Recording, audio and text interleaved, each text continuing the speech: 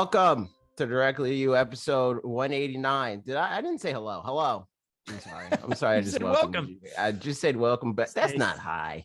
It's not exactly. Anyways, welcome to our podcast. It's Directly to You. It's episode 189. That means we're getting like relatively close to a Daniel episode. We're kind of close. Oh, we're not you're super right. close, but we're kind of close. It's almost 200. But anyway, you can support this show by going to youtube.com/fanatixfour, twitch.tv/fanatixfour, and giving $4.99. And if you're on Twitch specifically and you have Amazon Prime, it don't even got to be yours. It can be from Jeffy B. You can take his $4.99 and he's going to get you in exchange for that $4.99 loyalty badges, emotes, free Switch keys from time to time, access to our supporters on Discord where we record this show live and you get to talk about buffering and saying and or but too many times. It's a great time. We have fun here. But if you don't want to give us $4.99, you could just join the Discord for the free, man. It's absolutely free. And you get to hang out and talk and do all that fun stuff. Also, if you listen to the show on YouTube and you see our faces currently, we have it on podcast services. Pretty much everyone that I know of. Just go to anchor.fm/DTY and it has all the stuff hyperlinked out for you. You can go to, I was about to say iTunes. It's not even called that anymore. You can go to Apple Podcasts. You can go to Google Podcasts. Is that what they changed it to? Sure. Yeah. Who's to say? You can go to Spotify. You can go all that fun stuff. I think Spotify has video now too. When I upload, they do. I gotta freaking. Oh, so you have to do well. So because when I upload it on Anchor, it's like you can upload a video file if you want, but maybe just rips the audio from it. I don't really know. But that's the thing. So I've uploaded a video file the last time or two. Oh, you did? Here we go. Oh, okay. Yeah. I thought that was like a thing that like I had to like do. But I guess you could just download the YouTube video like you do the audio, like you do for the audio. So if there's a problem with the audio podcast, let us know. But there is there's that. If you listen to one and you don't listen to the other, maybe check out the other. And even if you don't want to like listen on audio, you should download it on audio because that helps. We play video games here. Are you playing it? Oh, but rate the podcast, please and thank you on audio services. Are you playing any video games? Yes, I was looking on Spotify to see if you could see it as a video, but I can't tell. So who's to say? But there you go. Yeah, man, playing video games. There's this one called Pokémon Legends Arceus. That's true. That's true. No, so I beat the story last night and the story has been beaten. I looked up a thing or two because Ashley was curious about something. I don't want to give spoilers like specifically, so I won't, but it sounds like there's some post-game content and stuff, which is nice. 100%. So that's good. And I will be doing those things. This is kind of a no-brainer, but man, Pokemon does not know how to end games these days. It felt like the end of this game felt very much like the end of Sword and Shield, where it was just bringing you from place to place, pulling you around. And I think in general, this whole game did a really good job of, while there were some annoying, the intro was really long and there was some annoying, cutscenes and talkie bits and stuff like that. For the most part, it just stays out of your way and lets you do your own thing. And then you can kind of pick and choose when you want to do the talkie bits. And then the end is just like back to back that with like 1 or 2 points where it's like, hey, you want to take a pause for a minute and go do some other things? I mean, there's technically a lot of times that you could say, I want to do a pause and go do something else, but it's like, the world's about to explode. Yeah, exactly. It doesn't like feel like you want to go get a haircut. You have to continue to go. Yeah, exactly. Like the music is one music the whole time. Like I went and accidentally picked up a side quest while it was like ominous and like the world's gonna end. And a guy was like, I can't find my sphere anymore. And I was like, okay, I'm gonna save the world real quick. I'll come back for your sphere later. Thanks. But yeah, it was but all that to say, yeah, I think that's something that I'd love to see them tighten up in the future, is like how they like merge gameplay and narrative or any of that kind of thing together. But still, gameplay, good old time, lots of fun. catching more and more alphas. And I mean, the only thing about the alphas is that like I just brought in a team of alphas and my Typhlosion to deal with end game content, and very, very easy because of that. It's like just 1-hit, 2-hit legendaries pretty much. Like intentionally trying to not kill them in one shot so you can do something. So that's kind of funny. But there you go. Yeah. I completed the Pokedex. Yeah, you did all that stuff, and now I can find shinies. And like I could be getting shinies easier than I'm like trying to get them, but it just doesn't seem like as fun and or interesting. Tell me more. Like, because you can go to the outbreaks and just farm the outbreak, close it. And I'm like, I don't want to do that. It's like no shame to people that do that, but I just don't think it's interesting to watch that on stream. Somebody like, oh, I'm going to go to the thing and I'm going to beat all the Pokemon and I'm going to turn the game off and then I'm going to open the game again and then I'm going to beat all the Pokemon and then I'm going to close the game, and then, you know, like I guess because at that point it's not like will you find a shiny, it's will you find an outbreak and then do you have the patience for a shiny? How long will you farm this outbreak? It's like this game gives you shinies so easily already that just feels like it's too much to like to farm a specific outbreak. For me, like that again, that's not me being like, oh, it's not the same, you don't got the high number, but I think that's stupid. But I just think that I would like be bored out of my mind farming the outbreaks like that. I mean, I can also see how it's definitely like a personality type kind of, we're like Mitch and I we'll talk about this game a little bit later, I think. We watched a review for Elden Ring together, and there was a thing that it talked about basically like that you can, you know, stat things in different ways. And so we started talking about the like tedium versus not tedium or whatever, where like I am stupidly fine with just doing something like again, this is always my go-to, but like in Breath of the Wild, I was not strong enough to fight a Hinox, I never know how to say it. And like I didn't have enough weapons to do it well or something. It was like pretty early game, but I figured out that this one you could just drop bombs from over top of him. And so I did that for like 10 minutes straight, just dropping bombs, whittling away at his health, and then finally beat him and was like, yeah, I got all of this stuff, which is like not inherently a fun way to play a game at all. But it's fun and just like I cheated the system. Like something about that's fun for me. I think that's the difference. That is what separates tedium from just playing the game how you want to play it. Is when the game forces you to do that. Like when it's an objective on your screen to be like, do this tedious thing, that makes it worse. But when it's like, I'm going to do this tedious thing because I'm cheating the video game doesn't want me to do it. It's entirely different. And like this is like that's different from the shiny thing because it's not something that the game wants me to do, but it's also just like for the sake of streaming. Like to me, I think that it's more interesting to watch a stream when the stream moves forward, not when it's like, all right, I'm going to close this game and we're going to pause and then restart and then pause and then restart and then pause and then, you know, like at least with like the old way of like farming shinies, you know, like shiny hunting with the eggs and stuff like that. It's like you're not closing the game, nothing is like resetting. It's like, okay, let me try this new batch of eggs or whatever, right? Like, I'll still go from one outbreak to the next outbreak and be like, I wonder if this outbreak is shiny, but I'm not going to continue to go back to the same exact location on the map and do these outbreaks over and over and over again, because I think that that's just like comparatively boring.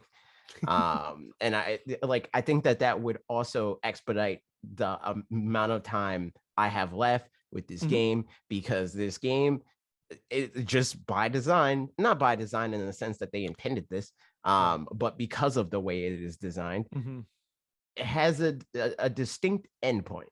For sure. And doing it like this tedious thing is going to make me tired of the game faster.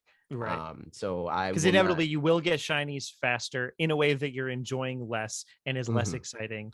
And eventually I'll get all the shinies that I care about. That will be like, all right, done with the game, you know. Like,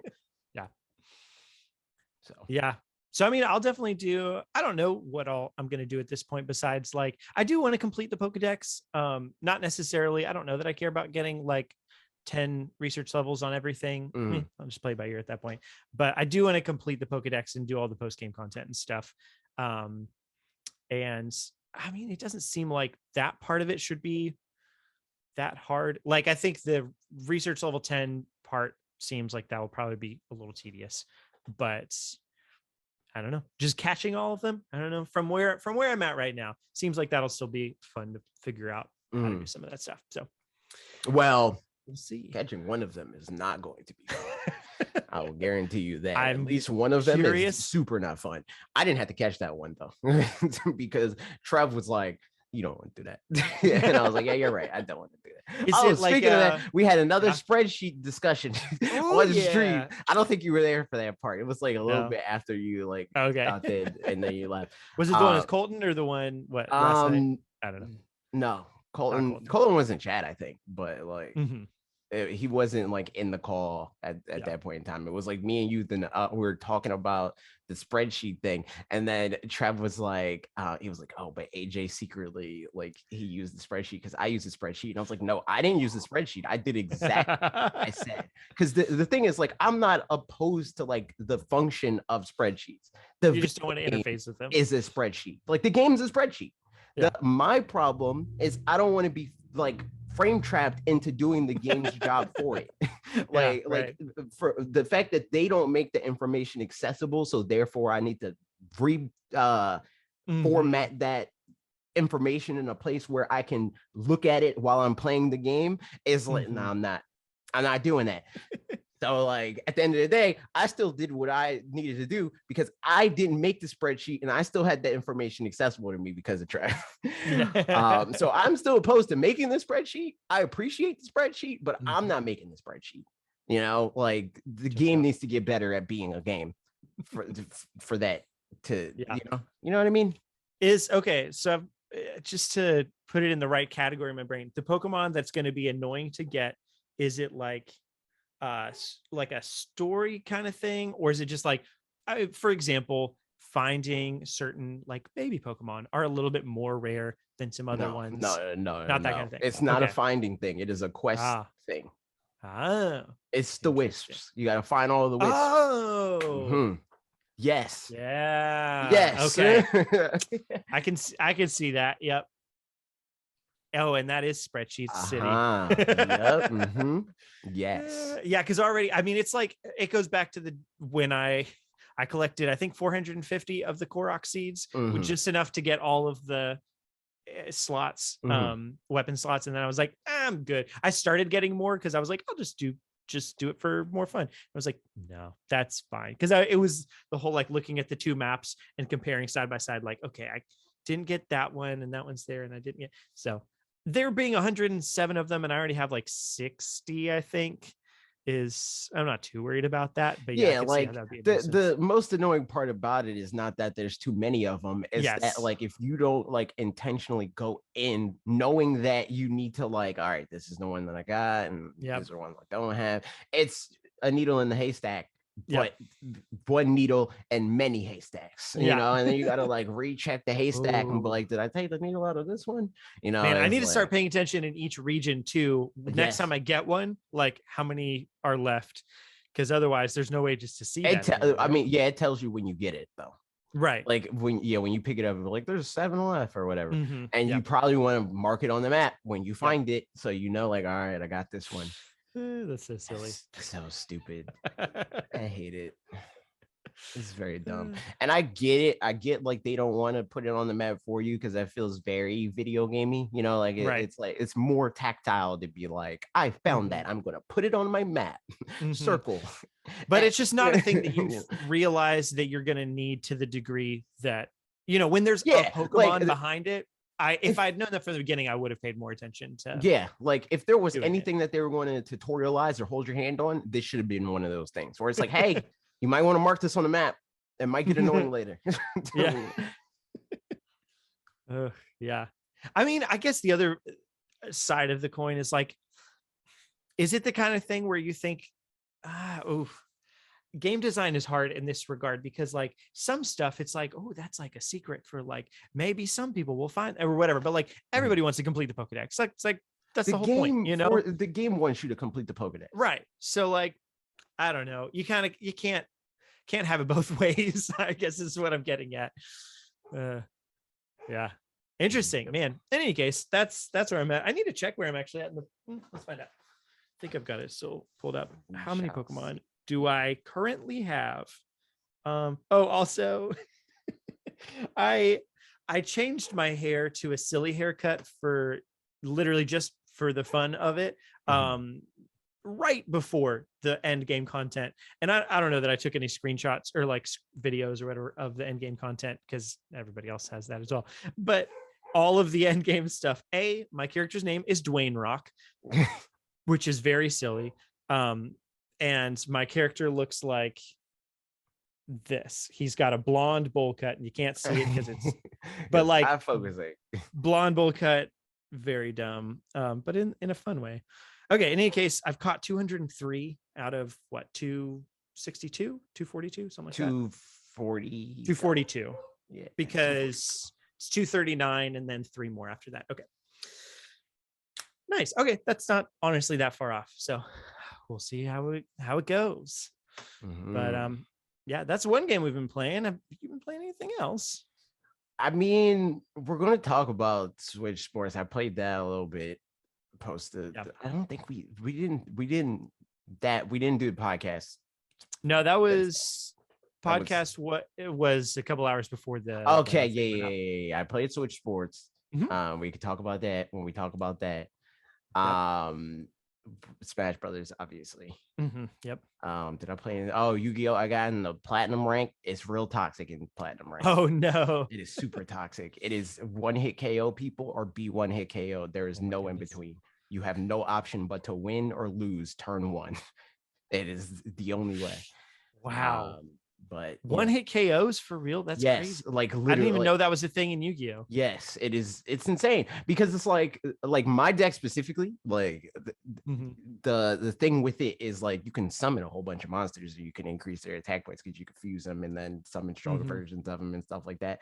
So it's like I'll have a board that's like 12,000 points of damage turn 1, and you got 8,000 life points or whatever. But there's like other decks that like they have a whole bunch of negates so that they can negate what you do, and then they'll eventually just summon a monster has 45,000 attack points. You know, it's like stuff like it's super toxic. It's very toxic, and it's like the way that the meta is currently. That like every deck that is going to win is annoying. There's no way, like the elemental or the hero decks, they're toxic. They're super toxic. Every deck in the game is toxic. OD, or you lose. Like that's the only option. It's like you be toxic or you lose. Man, yes, that sucks. It does. That's kind of opposite from what actual like competitive Smash is. For example, as I mean, like online Smash can be pretty toxic, obviously, but like. Yeah, that sucks when the gimmicky stuff ends up winning out over like because it's not even necessarily that it's gimmicky. It's like kind of the opposite of that. Is like it's like it's like if there was such a thing as like absolutely true kill confirms in Smash Brothers off of zero. Like they are like if as long as you don't have anything to negate everything that they do, they have a route that can just completely destroy your life points and you just lose for that. There's no like DI and Yu-Gi-Oh. I can't be like, oh well, if I use my use my skills in like defensive play, it's like if you don't draw the right card, you have no defense. So I was like, that's kind of do you think that means you're gonna slow down on playing it, or probably not? I don't know. I'll probably just wait until the reset or like just play with people that are also playing the game, because like the thing is like I say that like it's Alex just said just got to use the heart of the cards. Cringe. It's like it's very like OCO or be OCO'd, and I say that, but like my win ratio is insane. Like I win like more than double what I lose in this game, but it's still like when I lose it's literally just because like I'm mathematically like walled out of the game. Yeah, Like, and right. that's like it's like I didn't draw the right cards. And I understand that that's also the same for them. Like Yeah. the math is either in my favor or it isn't theirs. Yep. And they're like, I mean, as we know from Pokemon, math being the deciding factor in a competitive game, Mhm. not my favorite thing. Yeah. Yep. Yeah. That's lame. Yep. Anything else before Switch Sports and stuff? I don't think I do. think so. I think that's all I'm playing. I'm I gonna check one more time debated real quick. getting what's it called? The Elden Ring. I debated it, Yeah. but I don't know if I'm gonna get it. We'll talk about that in a second. Let's talk about Switch Sports first. Okay, so last week there was the demo for Switch Sports that happened. It sure did. And we did stuff, I guess. Did you play it? I played it a little bit, like 20 minutes on a Friday night, and I was holding Ezra during some of that time, and Ashley had her during some of the other time. I was doing, I guess, bowling maybe, because you can still do that with one hand, holding a baby, standing up, and bowling, and that was a fun time. So yeah, I did. I guess the only 3 that were on, at least that the other nights, did they let you do, or other I just trials? did one. You did Friday? Yeah, no, Okay, I did Saturday. Oh, okay. So did you all? I had bowling, tennis, and chankara. Yeah, the swords. sword situation. Was that same for you? That was it for me. And I was doing it on stream with Bob and Wood from Beat 'em Ups. Bob from Wolf Den, if that wasn't clear. And we were like trying to get matched up, but it didn't work. We weren't getting matched up.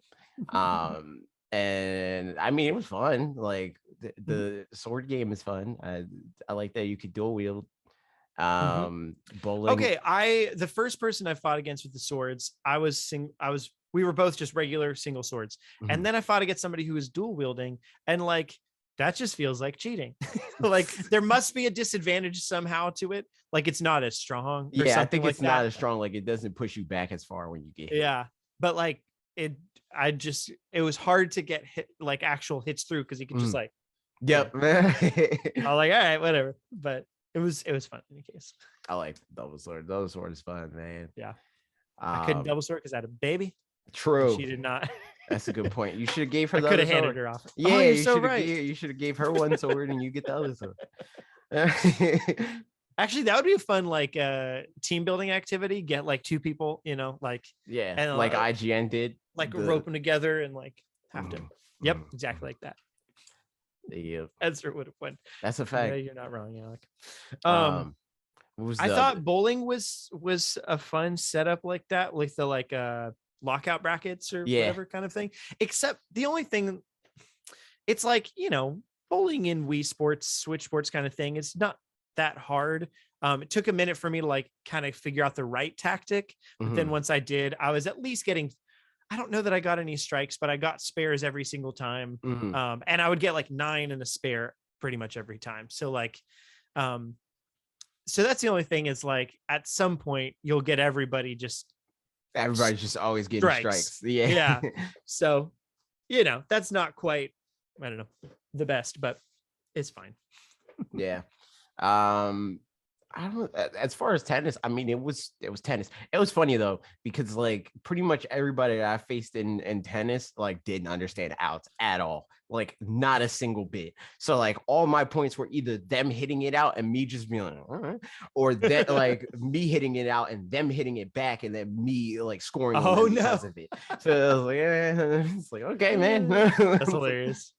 I only played the tennis once and I lost, and I just wasn't as good as the other person is all that it was. Like, there were definitely some times where like, I mean, I, understand outs and stuff, but like most of the time it was like what I didn't translate like I thought it was going to the thing. So that's, user error. Obviously there were a couple times where it was like, I definitely did a backhand thing and you did not do backhand thing. So again, I did something that didn't translate right to the game, but didn't feel like as much on me, more like a technical thing. But in any case, yeah, exactly. But at some point, you just figure out how to make the game do the things that you want it to do.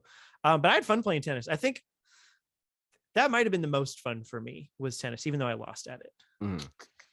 The most fun one for me was the sword one, but tennis is also fun. Bowling was boring. I was like, all right, whatever, bowling. I did this before. And I mean, the tennis is also old. Like, tennis is in the original Wii Sports, but like, I don't know. Tennis is fun. Yep. So I did think the game, so because it's got the FR something FR.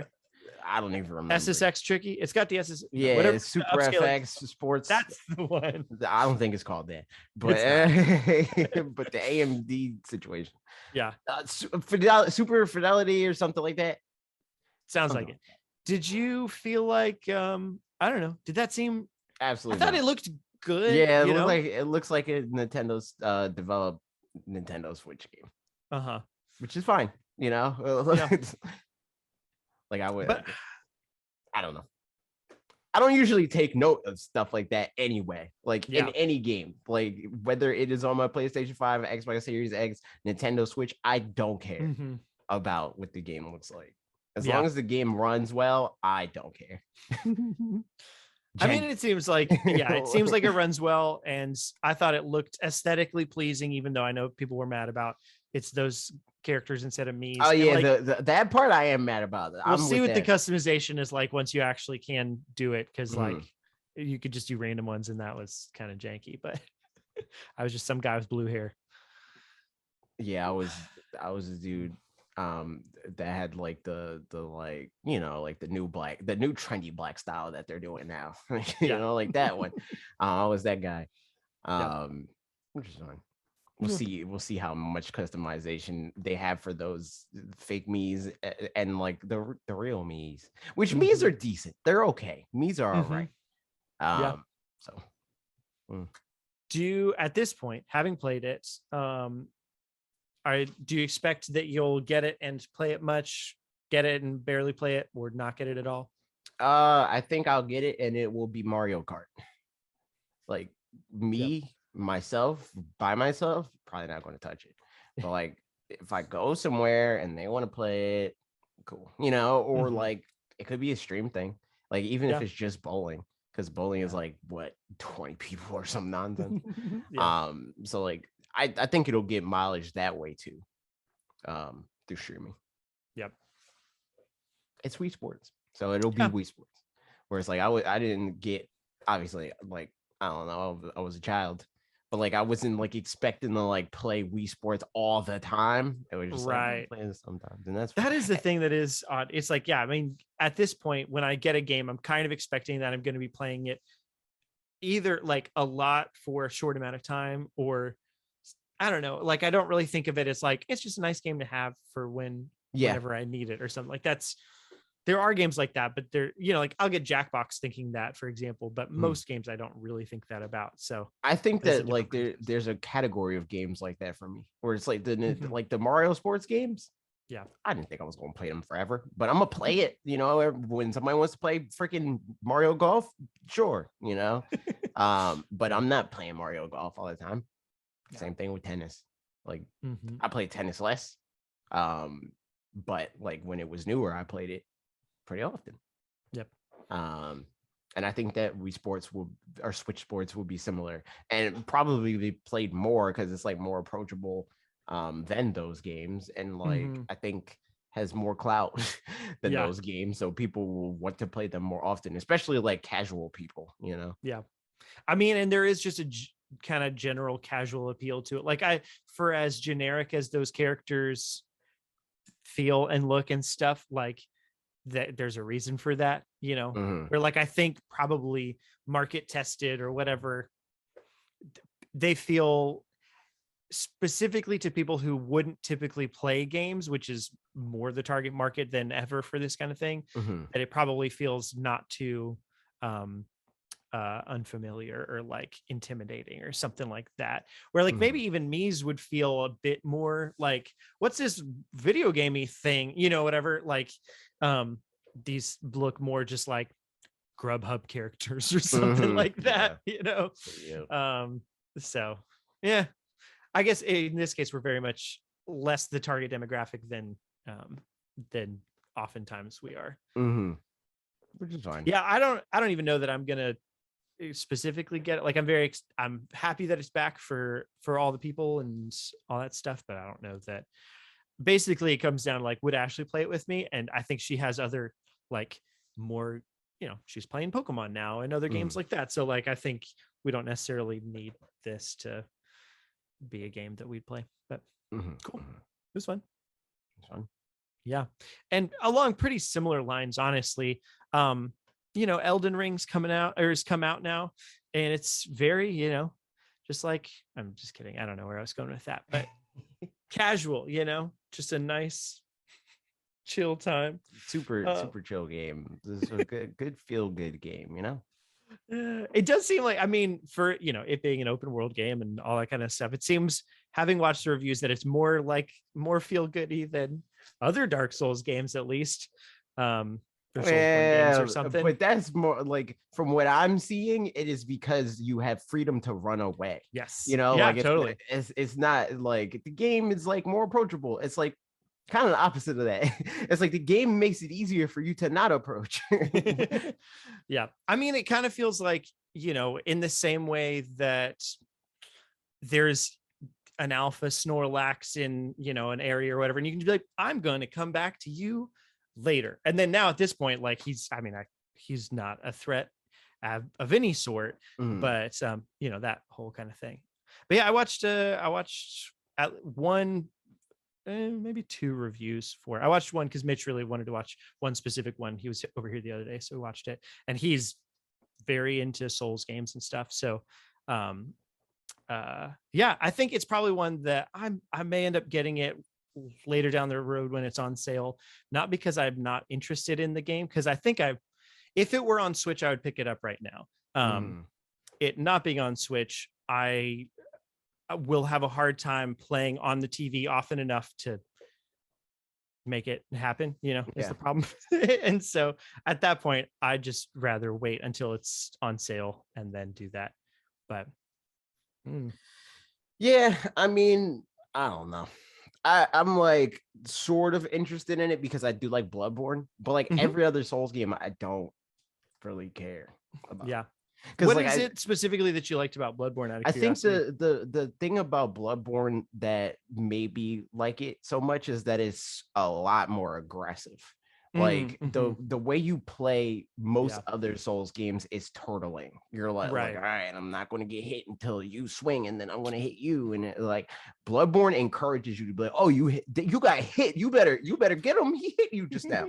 He just hit you. You better hit him back.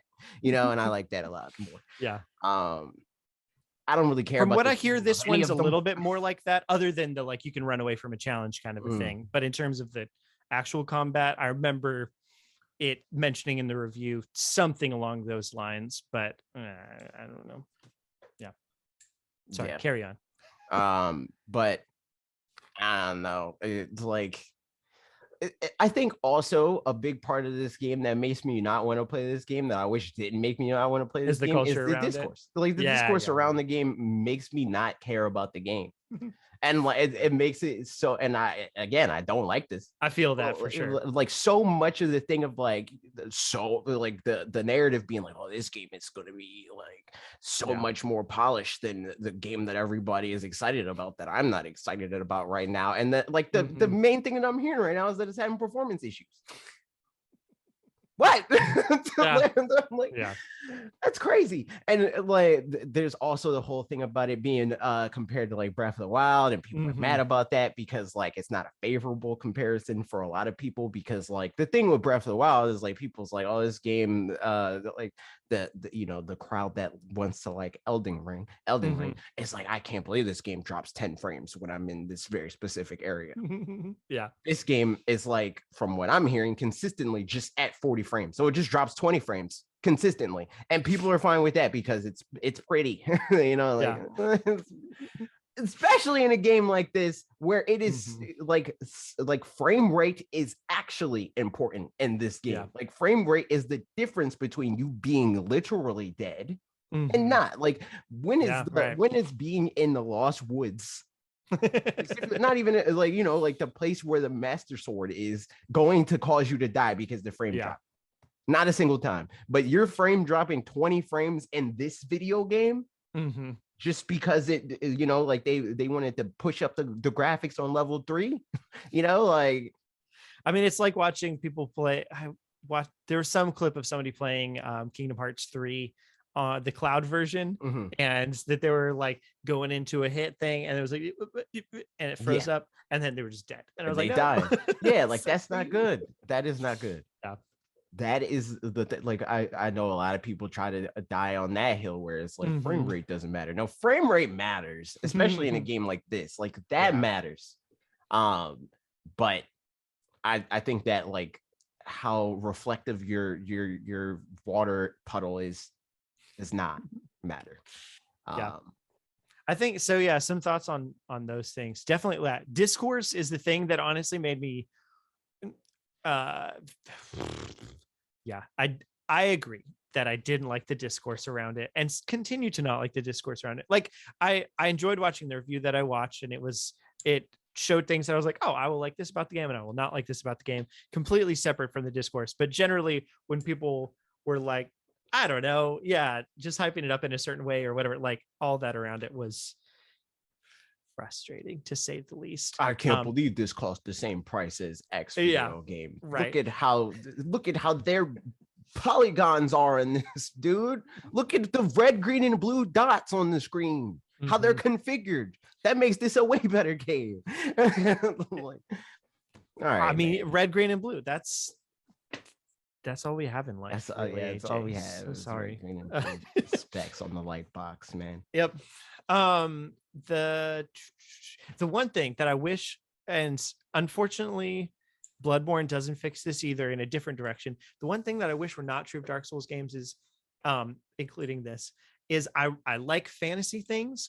I don't love medieval fantasy things. Yeah, I don't. I don't love Victorian fantasy things. Like all of the like varieties of fantasy things that they do are the kinds that I'm like, I have to make myself want to be interested in the aesthetic. See, or that's whatever, the thing about this. Unfortunate is like, if I ever play Elden Ring, so much of what people are touting as like the value of this game and what was like, you know, like the one of the ways that they used to market this game, like, oh, it's written by George R. R. Martin and stuff like that. I'm like, that actively detracts from the game because like I don't care. Like I'm skipping every cutscene. I'm not reading a word of dialogue. I don't care. I care negative about the story in this video game. I care about the mechanics of the game. I care about beating the hard enemy boss man. That's all I care about.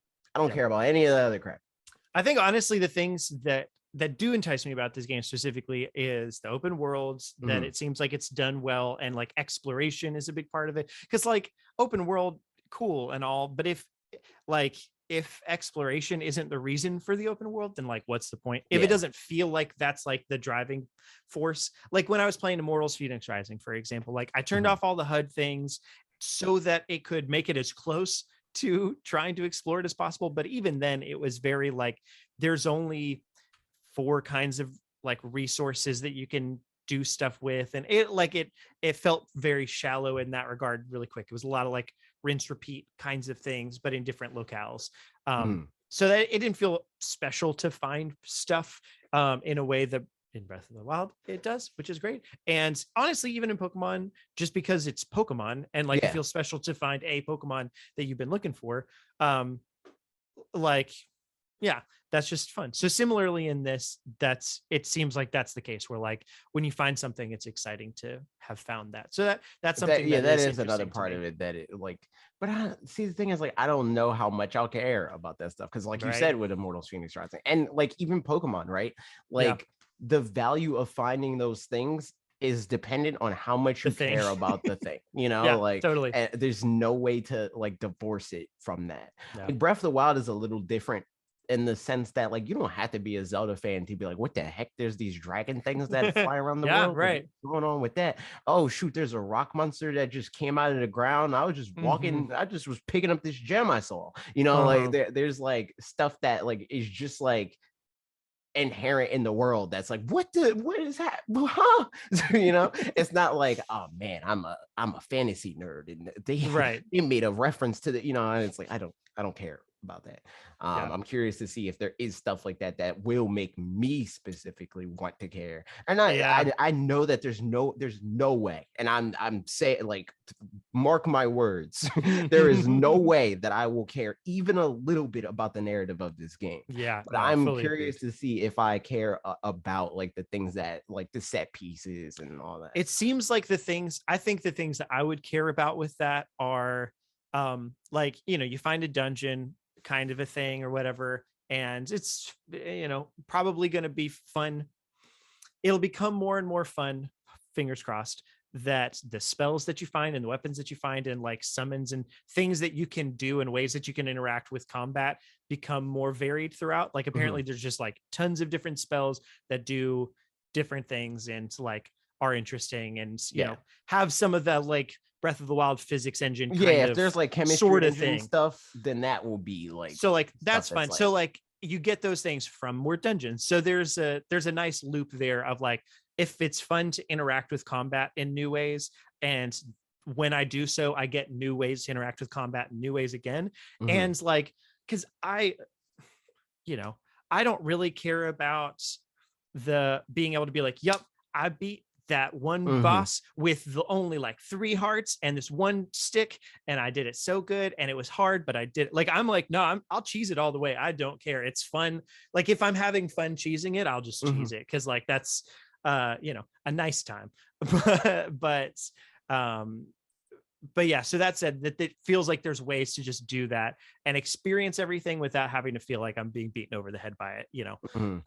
Is kind of nice. But all that to say, I also don't have very strong FOMO, so I'm good to just wait a while, and, you know, maybe it comes to Game Pass and then I'll get Game Pass again, and then I'll do that. You know, probably be a while before that would happen, but I'm good to wait. So we'll see. Yeah, I'm fine to wait on this game. I'm entirely like, I'm going to, I don't even see, the thing is, like, I watched this video that it was like, you ever see like the GameSpot Breath of the Wild videos, where they're like 28 things that you didn't know, blah, blah. The guy that does those videos made a video comparing Horizon, the new one, to Breath of the Wild. Interesting. And like the things that he likes about both of those things. And the like, it does a good job of like putting method to the madness of why I don't care about Horizon versus why I care about Breath of the Wild.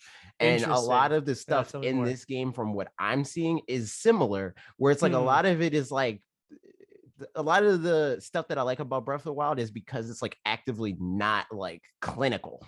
It's not like, oh, here's this like very specific like formulaic situation. It's just like, here's this like organic thing that you did, and you're like, it's a video game, it's probably not going to let me do X, but it's like, nah, you can do that. You know, like these games feel too video gamey in the sense that's like, they're okay at letting you know like the rules and like what you can and can't do, but after playing a game that like the things that you can and can't do is like, the can't is so limited, there's so little that you can't do, and it's like, well, why even like position yourself to like give people those like emotions, like to evoke like Breath of the Wild in these games, and be like, you like that game, you're gonna love this one, if you don't follow through on why people like that game, you know. And I think that, like, from what I'm hearing, Elden Ring is doing a better job at like evoking that than Horizon did. Which I feel bad. It's funny. It's a meme, but like, it really is. I feel bad that it's like, yo, Horizon is less like, has less of a reputation for being a good series and more of a reputation for like coming a week before a good game. You know, like, it's like, yo, Horizon's out, the best game of all time is dropping next week. You know, like, it is sad. I mean, obviously have seen all those memes and stuff too, and it's just, it's like, and it's funny. I remember somebody tweeted this or something. I don't remember how this all came up. But in any case, the thought or realization, I watched the Good Vibes Gaming review of Horizon Forbidden West last week, and I was like, yeah, cool. Seems like it's a good game that people are happy about. And like, you know, I mean, as far as Steve was concerned, it was like, you know, one of the best games of the generation, very, very good, all that kind of stuff. And I couldn't help but think like at some point, it feels very like MCU kind of stuff where it's like, it's not necessarily, it's, you know, it's like popcorn kind of thing. You know what I'm saying? We're like, but it is funny because I love the MCU and I think that's just really fun. And I enjoy it because like, I don't really care about a certain level of depth. I guess I'm just there for the entertainment and the, you know, through line of stories and stuff. Like it's just a good time. But it is funny because like PlayStation specifically or Sony, like a lot of their things are like tailor made to be blockbusters. And in games, I just am less here for that for some reason. Yeah, well, I know exactly why I'm less here for it. Because the reason why I like playing games is gameplay. Yeah. And when you're trying to make a blockbuster, you're trying to mitigate as much risk as possible. So therefore you find a formula for everything. And you're like, this is as inoffensive as possible. Like people will love this gameplay and some people will hate this gameplay. And that's good, you know, but it's not like they're not trying to make huge risks or like change anything very like noticeable because they want to make sure that their money is in check. You know, it's like, okay, well, we know for sure that this is a reaction that we generally get with stuff like this. This is what we can improve. This is what we can, like keep the same and we'll be great, you know. And that's just not interesting to me, you know. So that's true. Especially when it's like this like singular experience that I'm playing once, right? Like obviously there's the whole thing of like Smash Brothers is iterative, right? Like Smash Brothers Ultimate is an evolution of what they did with 4, which was an evolution of what they did with Brawl, you know. But the thing about that is like you introduce a human and that changes how everything plays out. Like when a computer is just acting on the thing that it did before, the thing that you're going to see next is going to be very similar to the thing that you did before. But when you change a few things and you throw humans into the mix and they're the ones that decide the outcome of the game, it will be drastically different from when those few things that all add up were the like different from before or less evolved or whatever decisions they changed, right? Like even stuff like the amount of changes that like Ultimate makes to shield, like the things that you can do in and out of your shield, that alone is enough to change the outcome of like how a game is played. But when a single player game, when that happens, you don't have to contend with all the little bits and pieces because like you said, in like even in like a Breath of the Wild or whatever, you could just cheese it. You could just use one mechanic to win the game. But with a person, you're not using one mechanic. It's not going to happen. I mean, I've had definitely a bunch of fights in Smash where I'm like, I'm kind of only got this one thing up my arsenal or in my arsenal or whatever. And I'll use it a couple times in a row. They can see my tell at that point, especially the better they are, the faster they are at doing it. And then it's kind of like, well, got to be like, really sparing with that thing now. Yeah, like, exactly. And then with some characters, like I remember playing against my a friend of mine and was playing with Isabel or Villager or something like that, and I'd like barely played with him, but I was pretty good at cheesing the computer with one like just with his like rocket Deloitte rocket thing.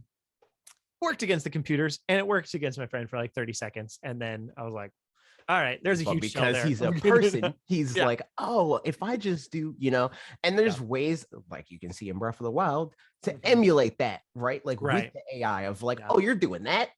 Bet I'm doing this instead, you know, like or even to take it out of Nintendo, Metal Gear with Phantom Pain. If you stealth kill enemies a lot at night and Phantom Pain, they start wearing night vision goggles. You know, it's like they start to look out for things that you do a lot to be like, all right, Yeah.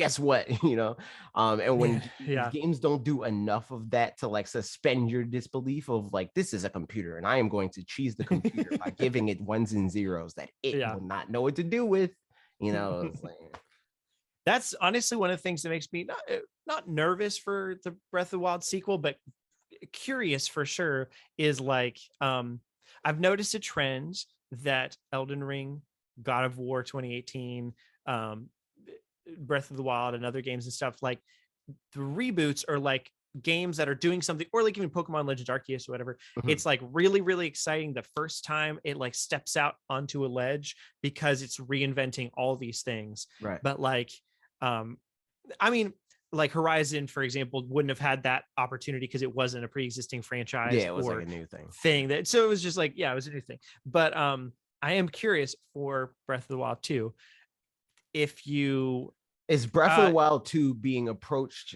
as a game with like the completely new ideas and like trying to like actually do what Breath of the Wild originally did, or is it trying to emulate Breath of the Wild? Right. Yeah. And that would be, and I mean, I feel like by default, it's kind of going to be more of the latter Mm. for a lot of things. I mean, I'm very optimistic that, well, twofold, very optimistic, that it's taken so long for Mhm. them to make it. So it Right. feels like they had plenty of time at this point to just make new ideas and like use, like a physics engine in theory or whatever could be a very versatile thing to where they can do a lot with a little and kind of keep going from there. So that's, hopefully good. And I don't remember what my other point was, but basically, yeah, we'll see what happens. I think that like Breath of the Wild is in a better place because the foundation is so strong and it's built off of itself. The thing that makes like these like, because we don't know what God of War yet, like they only did the first one, the first reboot or whatever, right? With Horizon, the problem with that is like it tried to emulate Breath of the Wild and it didn't get there, so it's like it's trying to like serve both masters of like, I'm going to emulate Breath of the Wild and like, but mostly I'm going to improve on what I did, Right. and if it didn't try to emulate Breath of the Wild, I think that it would have been received, it's received well, but it would have been received better if like that was its goal and not trying to one up Breath of the Wild, because like it like flirts at trying to one up Breath of the Wild and then it falls flat, Yeah.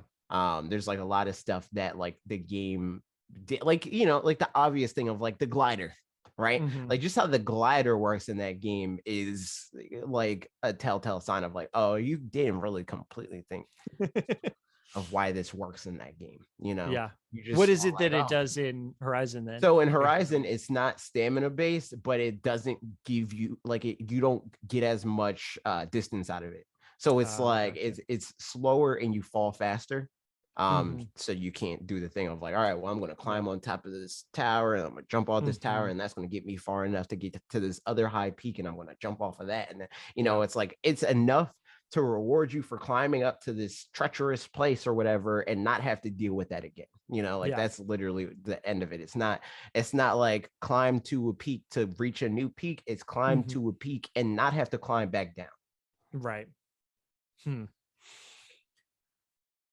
Yeah, I mean, definitely like iterating on things. And it is funny because like I'm fine in general with iterating on things. And especially with the like the controversy about like what's his name in God of War? Kratos gets into a boat the same way he got in God of War 1. Like that's the dumbest thing. Because like stupid, obviously. But it is like, and okay, I remembered my second point, and for the Breath of the Wild thing too. It's like that I just enjoyed Breath of the Wild, so I would still enjoy basically more of the same. Like if it was just more of the same, I would have a good time. But as far as like the super high excitement levels and stuff of like, I can't wait to play this and like all that kind of stuff. Like honestly, like the reason I say this is because Elden Ring, I think, had a lot of Dark Souls fans specifically like that, because it's like, this is what I know, but in a new context, or like, Pokemon Legends Arceus, what do we know in a new context, is a specific kind of exciting that you can't really get twice very quickly unless you like, again, just fully reread it. Because part of that is the feeling of like, it was because Zelda kind of became formulaic and felt stifled for a while, that it felt so great, for Breath of the Wild to happen and stuff. So yeah, it's interesting. Alex said, I make a point to get in my car different every week. That's a fact. As you should. Good. You don't want them to think that you don't want the people that are going to play the game that is your life. Yeah. That you're getting lazy, man. You don't want them to think that. That'd be crazy. Be crazy. But you know what else is crazy is that Pokemon Presents is happening this Sunday. I hate them. Tell us some stuff. I hate them. But also it's the calendar's fault. It's not really their fault.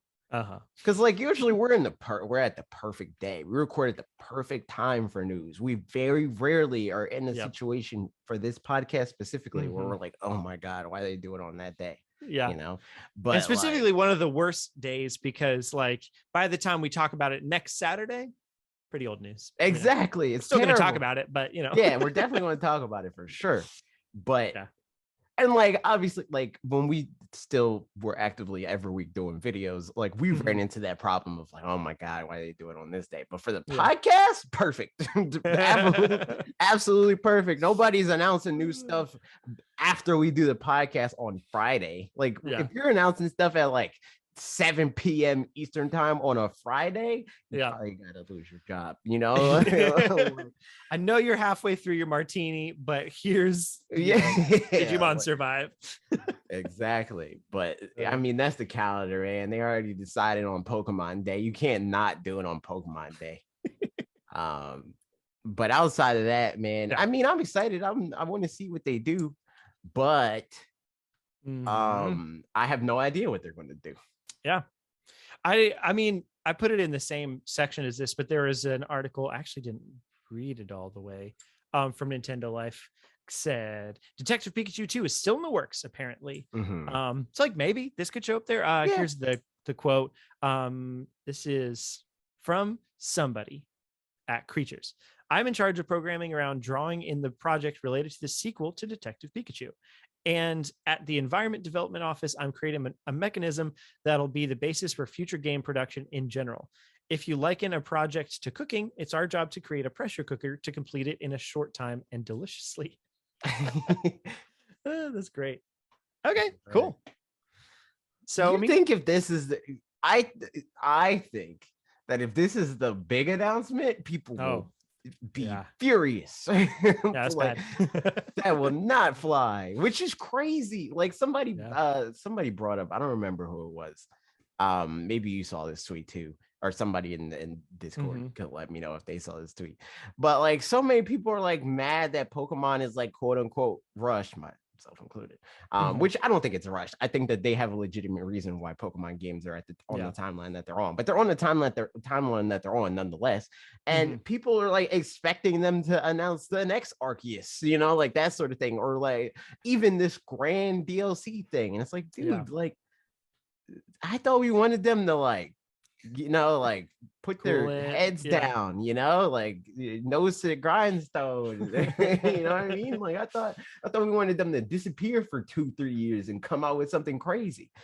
Why are we like goading on this whole thing of like, all right, I want Arceus again, like this year? It's like, what? Man, no, I did not see that tweet. That's crazy. I mean, in my mind, it's kind of like, I don't know what to specifically expect. Especially with Legends Arceus having coming out so recently, it feels like they wouldn't want to, even if hypothetically they had something big for this holiday season, they probably wouldn't want to announce it. So like, unless it's DLC. I mean, I guess what all happens. DLC, yes, right. That would be good for their sales. That would be very good. I mean, what have they announced at previous year's Pokemon days? I mean, I feel like the last one was this. The last one was this, and Brilliant Diamond, Shining Pearl. And the time before that, it was DLC. Oh, yeah. Yep, you're right. And the time before that was Sword and Shield. And I don't know before that. Let's Go. But the year before that, it wasn't Pokemon Day. It was Pokemon Presents. Gotcha. What was it? What did they call those? I forgot what they called those. It was a different thing. It was like more like E3 presser situation, but Gotcha. it was like Pokemon press event or something along those lines. Yep. Pokemon presser or something. Also, I don't know how, Justin, you came in like literally as we started talking about Pokemon, unless you've been here for a hot minute and I didn't notice, but that's just funny. Justin said Legends DLC and maybe some of the DS Virtual Consoles games. Yeah. Yeah, no, I think that's like, I think really anything apart from maybe Legends DLC is grasping at straws. Because like, why would they out of nowhere be like, I know we said we're not doing virtual console, but here's virtual console, you know, like for Pokemon of all things, you know, like I don't know about that. I'm happy to be proven wrong one way or another or whatever. I'm fairly staunchly in the camp that at whatever point we get Game Boy stuff, that Nintendo is going to be like, hey, Pokemon Company, I know you guys are usually in charge of all the Pokemon announcements and you like doing them, but like, please, can we take just Pokemon Red and Blue? That's going to like, we want to headline the Game Boy announcement with that. And they'll be like, oh, okay, fine.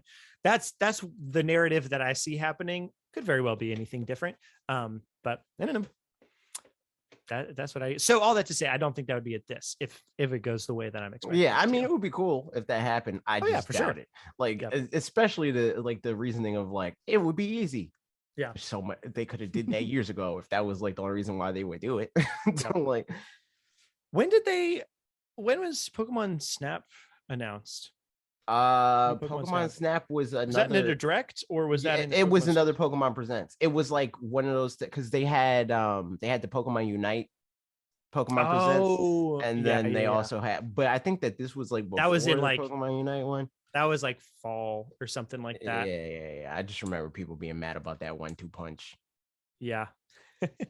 So here's my guesses. I think Legends DLC seems like a reasonable thing. I think for them Legends to mention DLC is the most hype, reasonable expectation that could be had here.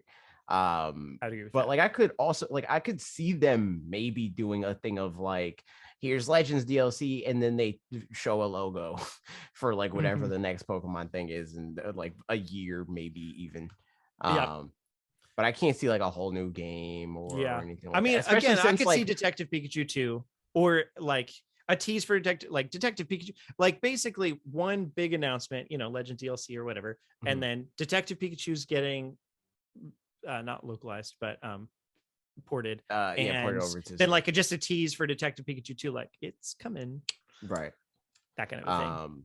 Also, the thing about like a lot of that other stuff is like it took the 20th anniversary for them to release Pokemon on Virtual Console. They're not. This isn't a milestone year for them, so I don't think that they're going to try to like blow it out in that same way and do any like new frontier sort of stuff with this.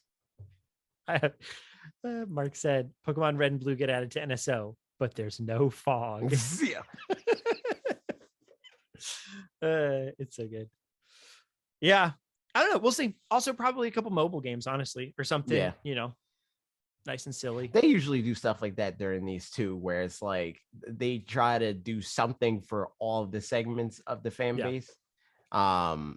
Maybe we give Pokemon sleep, dude. Maybe this is the time. Maybe this is the time. Yeah. What's I was gonna say, are you gonna be streaming it, you think? I don't know, maybe. No, Sleep did not release Justin, but maybe it will now. Who knows? I don't know. What time is it supposed to be at? I don't. Isn't it like 9 a.m. or something like that. If it's 9 a.m. on Sunday, absolutely not. It is 9 a.m. on Sunday. Nope. Absolutely, you're doing it. Nope. 100%. Not doing it. Nope. Are you just gonna wake up later and see what it was? Yep. Or do you think you'll try to get up and see? Here's the thing. I'll probably wake up to DMs of people being like, "Yo, they did," you know. But I don't know. We'll see. I'm just gonna DM you and say, "Yo, they did." That's it.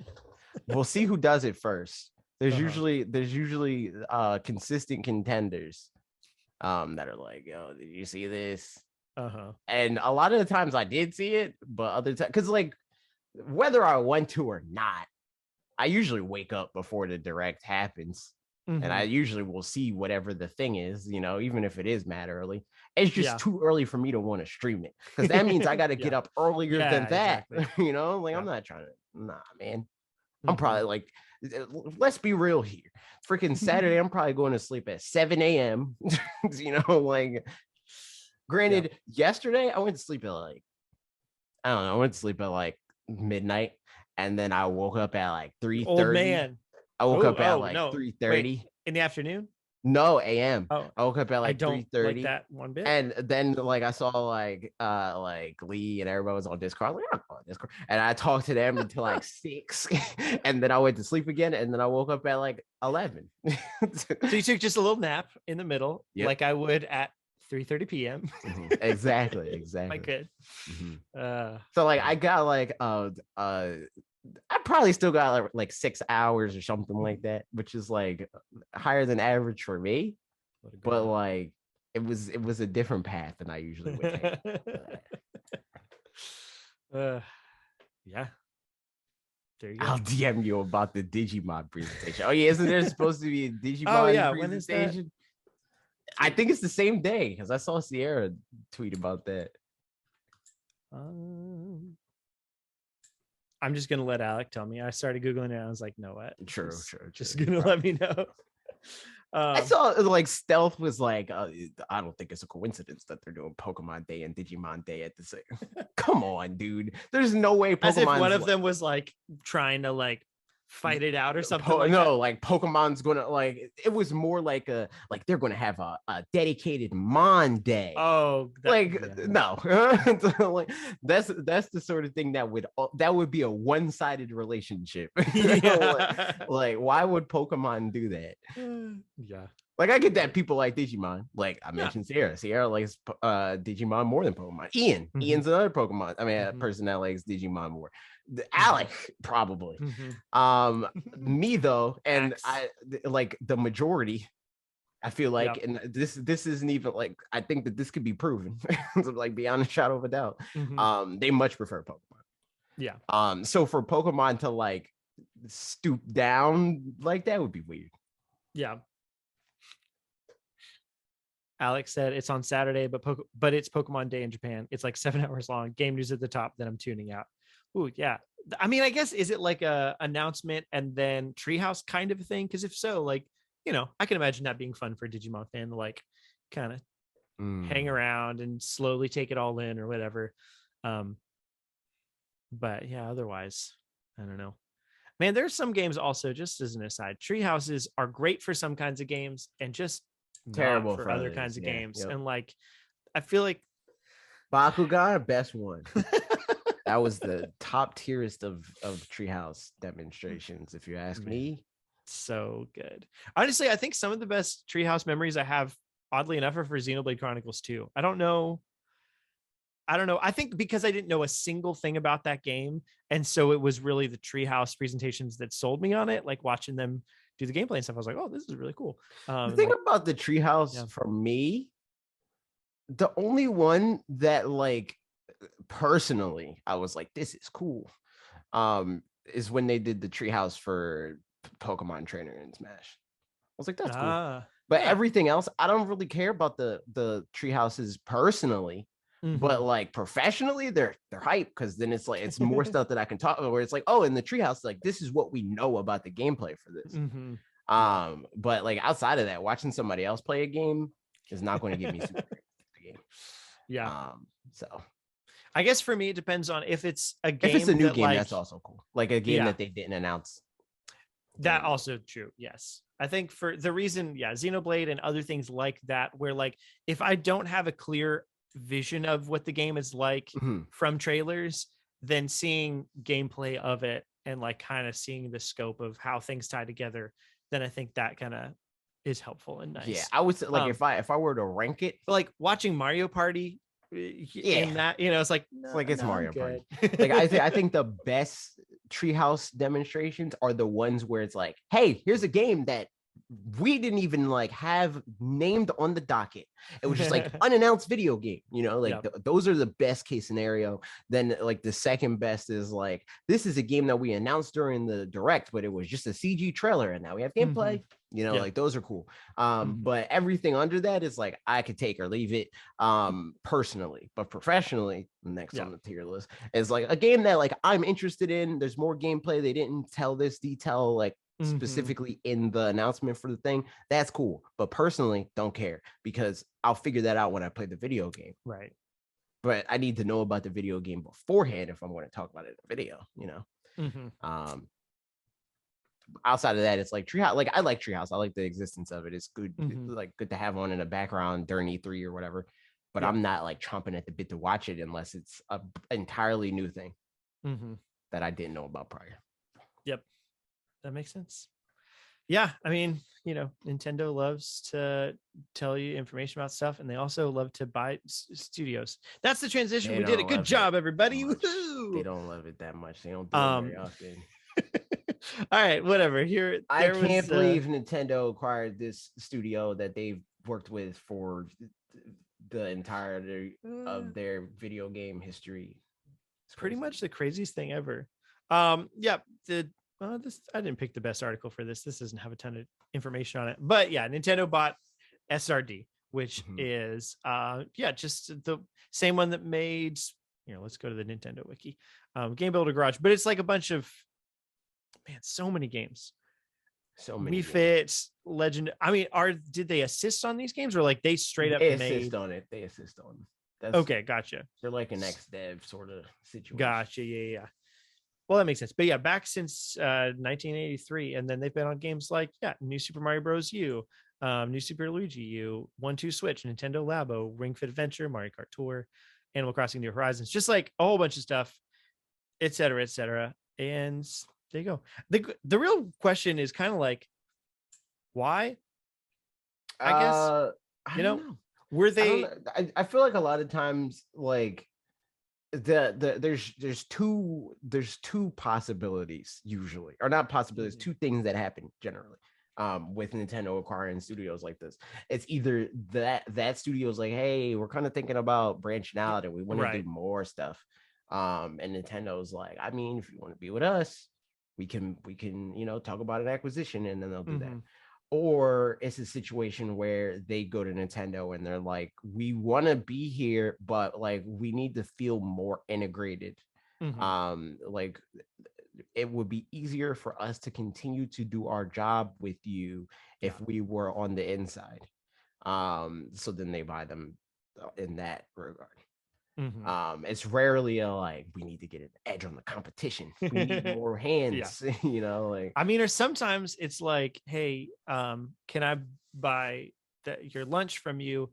I want that pizza. And they're like, I will not sell you my pizza. How much money you got? And they're like, we'll acquire you. Then will you give us the pizza? You'll have to legally. And the SRD's like, oh no. Or maybe pizza it's acquired. Like, or maybe it's like when Michael Jackson had beef with people and he would just buy their freaking whole discography. Like I knew he bought the Beatles discography. Did he have other people's as well? I did not know Eminem's, because Eminem, he like made fun of him in a music video or something like that, and he's like, you know what, I'm buying your masters, and I was like, damn, that is the biggest flex. Buying somebody's whole career because they made fun of you in a music video, that is a flex. Like, goodness gracious, that's a lot. Imagine like Bob, you know how like Bob talks about, like, whenever he talks about a YouTuber or whatever, and he puts like file photo and it'll be like an unflattering like screenshot from a video. Imagine if like Wood saw that and he's like, I'm buying Wolf then. That's crazy. Alex said A+ petty, and that is very, very much so. So yeah, cool. They got that studio. It's gonna change probably literally nothing, but you know, good and all. I will say, so we also found out Next Level Games is officially making Mario Strikers, which I didn't even. We all knew. That was not. How is that news? Like, I mean, I guess it was just that it was like official, but it was truly very, very I think it would have been from just more the news animations. if it wasn't, Oh, honestly. absolutely. Yeah. If they were like Nintendo APD's making this all alone, I'd be like, Yeah. what? But it does seem like turnaround time for that was, I don't know, in my opinion, pretty quick. And I wonder if them being, I mean, maybe it's not any faster than, you know, it's been 3 years since, a little under 3 years since Luigi's Mansion 3 at this point. And it's probably some of that. They've got models for some of the characters from making Luigi's Mansion and whatever. But still, like, I wonder if them being part of Nintendo officially has helped anything go smoother or faster, you know. Probably. Maybe not, but I maybe. wonder if, like, how many employees does Next Level Games have? Like, do they have more than one team? Mark said you could say it brought them to the next level. Oh my god, I hate that. No, I agree. Yeah, I also wondered about that. Like, I mean, because it's crazy how much Monolith does, for example. Like, truly, the fact that they helped on Breath of the Wild, they helped on the sequel to Breath of the Wild. Yeah, but they we did know Xenoblade that Chronicles. they have a lot of employees. There's like, yeah, but like 200 people working there. But it still feels like fewer than, like, when compared to some other studios. They have 70 employees according to this at Next Level Games Nintendo wikis. I mean, wiki. What is their release schedule? Like, the last game that they did was Luigi's Mansion. Yeah, the last one that they did was Luigi's Mansion. It looks like their like release schedule is more or less every 3 years. They did 2 games in 2016, but like it was really just one game. They did Federation Force and like also Blast Ball. Oh yeah, right. In 2016. Yeah. But for the most part, outside of that, it's every 2 to 3 years they do a game. So man, this checks out. Monolith Soft has 272 employees at this time. Yep. Which is, I mean, that's a lot of people, you know. Checks out, yeah. Yeah. And especially if it's run efficiently, which obviously the way, I mean, it seems like it, you know. Yeah. Then yeah, they're doing a good job. That's a fact. I like kind of like I always knew this, like just in the back of my head sort of thing, but like I went and I confirmed it because I was watching Sierra's stream yesterday. She was playing Pokemon, Brilliant Diamond, and so somehow it came up about Golem's character design, and I was like, there's like 4 people that made all that stuff. And I went back and there's 19 people counting Yamauchi that made that video game, that made Pokemon Red and Green. 19 people. Wow. So like that's crazy. So I mean, it is crazy, honestly. Like, I rolled credits on Pokemon Legends Arceus yesterday. Credits happened. I didn't barely look at any of them because it was just a lot of credits. I also realized that I wish they just straight up, because I like had to go in and like use a tool to like see the actual amount of people, because there's like people that have like slash titles and stuff. Like I think Junichi Masuda had like 4 roles on that game. And like, you know, like Tajiri is credited for multiple roles, and you know, so it's like hard to like just go down the list and be like, oh, there's 40 names here. It's like, now there's 40 names here, but a lot of them are repeated 3-4 times.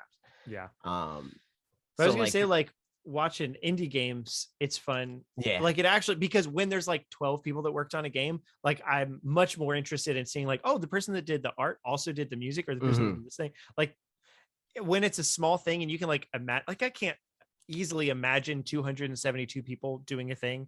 But I can like visualize a group of 12 people like, hey, we did this game together or whatever. Yeah, because like also people see stuff like that and they're like, you have X amount of people. That means that you can make games fast. It's like, but we don't know the breakdown of like what all those people do, you know? Because like having 271 of them are getting coffee. Having 200 animators is not that useful, all things considered. You know, who's going to code this game? You know, like so it's like, I'd be interested to see like how many like functioning teams they have, you know, like how much of their staff could like on their own make a video game. Yeah, that's interesting. And I mean, and obviously it's just like some places are just better managed and the workflow makes more sense. Just like that's the case for every business, and so similarly for video games. Yeah, it's just like how a Call of Duty game could take freaking 2,000 people and they barely change anything about most of the video games. Yeah, right. But yeah. Yeah, but you know what they did change? That? That's kind of Oh yeah, that is news. Oh yeah, let's talk about that instead. Paired with Phil Spencer saying that he wants to put it on Switch. This is Nintendo news. Maybe I said that to myself, and I typically we did talk about. Didn't we? I feel like we talked about that, but maybe we didn't. Oh, you're not wrong. We did talk about it last week. Yeah, we talked about that, but I'm talking about the fact that there's rumors that they're not going to have one next year. Yep. So I don't know. Maybe that could make room for a Switch release, and also maybe a game that people outside of the people that buy every game anyway, maybe I'll make them interested enough to want to buy the next one, and maybe they'll freaking develop their game on an engine made this decade. Who knows? True. Yeah, that'll be interesting. I got distracted while you were saying those words, so I only like half paid attention to what you were just saying because I was looking to make sure we did talk about it last week, and we did. And then I was like, wait a minute, the timestamps aren't all finished on the Google Doc. Did I do them? And I was like, oh yeah, I did them in the video, and that's where. And then we were done talking, and here we are. I was just saying that they're supposed to take a year off. Yeah. And maybe that could be good for the Switch version if there is a Switch version. But also the thing about it is like people being like, oh, I can't believe Microsoft, mostly Call of Duty diehards that want to play it every year. Being like, I can't believe Microsoft would make them do this. Microsoft can't do nothing right now. The transaction hasn't cleared. Like we don't know if the check is going to bounce. I noticed also, I don't know if you saw this. I think Matt Piscatella retweeted it and was like, this, like, whereas probably a bunch of people are like, yes, finally they're taking a year off and that's great for things. That it's actually like almost a little scary for retail purposes that like Call of Duty is takes up big, such a big chunk of the amount of video games that people purchase during a year. Yeah, that chunk being gone is like, oh shoot. Yeah, I mean, it would be like if movie sales were. I mean, I saw some video that was talking about Marvel being basically too big to fail, and that like other industries or other movie studios and stuff need Marvel to continue doing as well as it is, because if that went away, it would have ripple effects that crush everything else, so similarly, like luckily there are, like there's other games and other stuff that still is very big, but like Call of Duty being as big as it is it's like, could have negative repercussions. That's just 20 million units gone. Yeah. Like, and of like people not buying hardware because of it too. Like the people that only buy Call of Duty every year, like that's 5 million PS5s that don't sell that year, and that's 5 million Xbox One S's that's not getting purchased because people breaking their controller. That's like new headsets that you're not going to sell because you got to have a new fresh headset when the new COD comes out. Yeah, for all the swears and all the that's a fact. Racial slurs and stuff, probably. Yeah. Yep. I have a great opinion of the play. You're not wrong. That's the thing. Call of Duty, man. It exists. But not next year, probably. Not next year. Yeah. So yeah, interesting stuff for sure. There's also this like weird thing that like people are trying to counter that by being like, that's 20 million more sales for other games. That's not how it works. That's literally not how it works. It will never work like that. Yeah. Like there will be people, sure, there might be some people that's like, oh, okay, I have $60 more to spend on a different video game, but most people are like, oh, I have $60 more to do whatever with. Yeah, right. Not gonna, or get more microtransactions in last year's Call of Duty or something like that, like yeah, I mean the people that are only going to buy Call of Duty are still only going to buy Call of Duty, like that's not changing. It's like maybe I should try Witcher now. It's like, all right, man. Yeah, Call of Duty's not coming out, but Mario Golf sounds great. Yeah. Man, now I have time. I'm gonna check out Among Us now. Yeah, Alex said, I would like one Call of Duty. We don't have that. Okay, give me Pokemon. Yeah.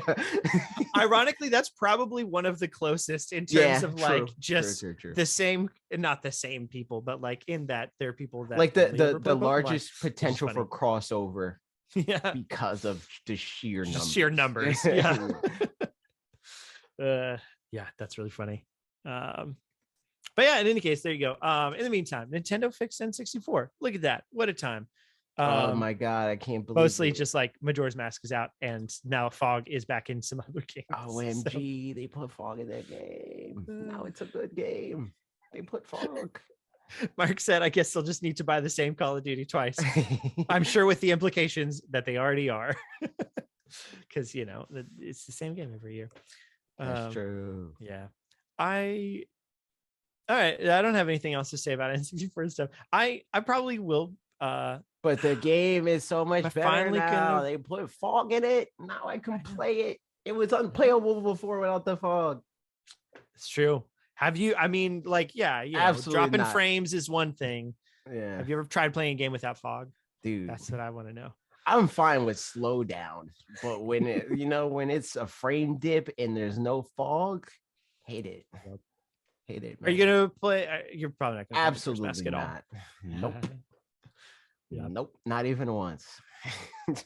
We'll see. I mean, like I said, I've played like the first half of it before on other things, so maybe I'll finish it this time around, but probably not for a while. I've got other games to play in the meantime that I've paid good hard-earned money for. I could play a good Zelda game with that, you know, especially if I'm going to play a like if I'm going to play an old Zelda game, I could at least play one that's good. You know what I mean? Yep. No, I do enjoy Majora's Mask for the bit that I've played of it. We'll see. But will we still enjoy Fall Guys when it comes to Switch? Whenever it comes to Switch? I forgot that game it still existed. is. I'm not even gonna lie to you. Yeah, it's. I won't say like it should have come to Switch in the first place because whatever. You know, it did great for itself in terms of the game. I'm sure I'm going to play it again on stream with Bob one time. Yep. And then probably never again. Probably. I will say though, it would be a good idea for it to come to NSO expansion pack. Just my thoughts. I wonder how much I'll probably, you know what? I'll probably end up playing it a little bit. I bet Ashley would have fun with it because we played it like once or twice at Mitch and Catherine's house. And so I feel like she'd have a good time, but we'll see. I wonder. Yeah. If I could just get you a code. Yeah. Because I'm pretty sure I'll get a code. Yeah. But I wonder if I could just get another code. Maybe so. You know, because they were just giving out codes before. Like I got like freaking 50 codes for the for the other Fall Guy. But yep, we'll see for Switch. TBD. What's the actual news with that? It's just I think it was just them saying it's still coming. So that's it. I wonder if they're going to do Nintendo stuff. Oh, that would be fun. Like little Nintendo costumes and stuff. Yeah, like a Mario and hat whatnot, with a mustache and like a freaking Metroid the Girl costume. You know. Yep, that's the one. There you go. Good stuff. And that's all the news we got for today. Good job, everybody. We've got now a couple Q&As. If you're hanging out in the chat, feel free to add to the queues, phrase. Indeed. I see a Fog's picture in it's Fog's the dog game because we were talking about Fog. Bro. Speaking of PAX 2020. All right. Rip, Q&A. dude. I know. Q&A. Here we go. Twitter. Benjamin Aquino asked us. I don't know why I started saying his name weird, so I finished saying it weird. Of like, I think I was gonna just say Ben for some reason. Then I was like, I'm going full. Yeah, I feel like you gotta like there's too many. You gotta like there's multiple Bens. So I've probably told this story before on here, but I don't remember. I introduced Ashley's cousin and her husband when they got married. And I was like, and for the first time, Benjamin and Hannah Kelly. And they walked out and Ben came up to me afterwards and he's like, yeah, so that was literally for the first time because my name's just Ben. And I was like, okay. And so now I call him Benjamin all the time just for the funnies. Any case, Benjamin Aquino asked, do you think Nintendo will update any past games with the FSR? If so, what game would you like this used on most? Me, Xenoblade Chronicles 2. I don't know how feasible that is. Yeah, I'm not sure either. I was thinking the same thing. Because I feel like that's like something that they would have to like implement on the engine level. Right. And I don't know how worth that is to them for a lot of the games that people would want it in. You know, like I could see them maybe doing it in a random game that they want people to play more, like Mario, like Super Mario Party style of like multiplayer now, you know. It's like I could see them maybe doing that. But it's hard to say for sure. Like this game, they would definitely do it for this one. You know, like I'm unsure that they would do it at all, let alone for a specific game. Yeah, I mean, I just don't know enough technical stuff to know if it's like a I mean, let's think of a pie, for example, or like a cake or something. Is it frosting that goes on the cake? We're going cake instead of pie, by the way. Definitely not. Is it frosting? Yeah. Right. Or is it, you know, like a layer of ganache in the middle or something? I used a fancy word. You're welcome, Alec. But like, is it something that's like part of it that like makes the whole thing better? Or it's like something that, you know, it's just on the top layer. And my guess would be, yeah, also that it's somewhere in the middle and that it's part of the process. And, you know, basically like I feel like they would have to recode a significant portion of any video game to incorporate that specifically. But I would guess, well, as opposed to if we get a stronger Switch and the fact that so many of the games do have dynamic resolution and stuff, where those ones, like if it's just stronger, if there's more headroom, then like it just bumps it up automatically. So I think they did future-proof themselves a little bit in that regard. So that's good. But yeah, this specifically, unless I'm just totally wrong about how it works, it's just like, yeah, I don't know that you could. But Xenoblade, great choice for that, honestly. Yeah, I mean, it makes sense. I remember people pointing that out. Problem with resolution. Yeah, like people pointed it out, and I was like, I can totally see this. Yeah, it's. I still think like when you were playing Xenoblade, because I played it for a baby amount of time. You know, just a calm, light 17 hours of my life.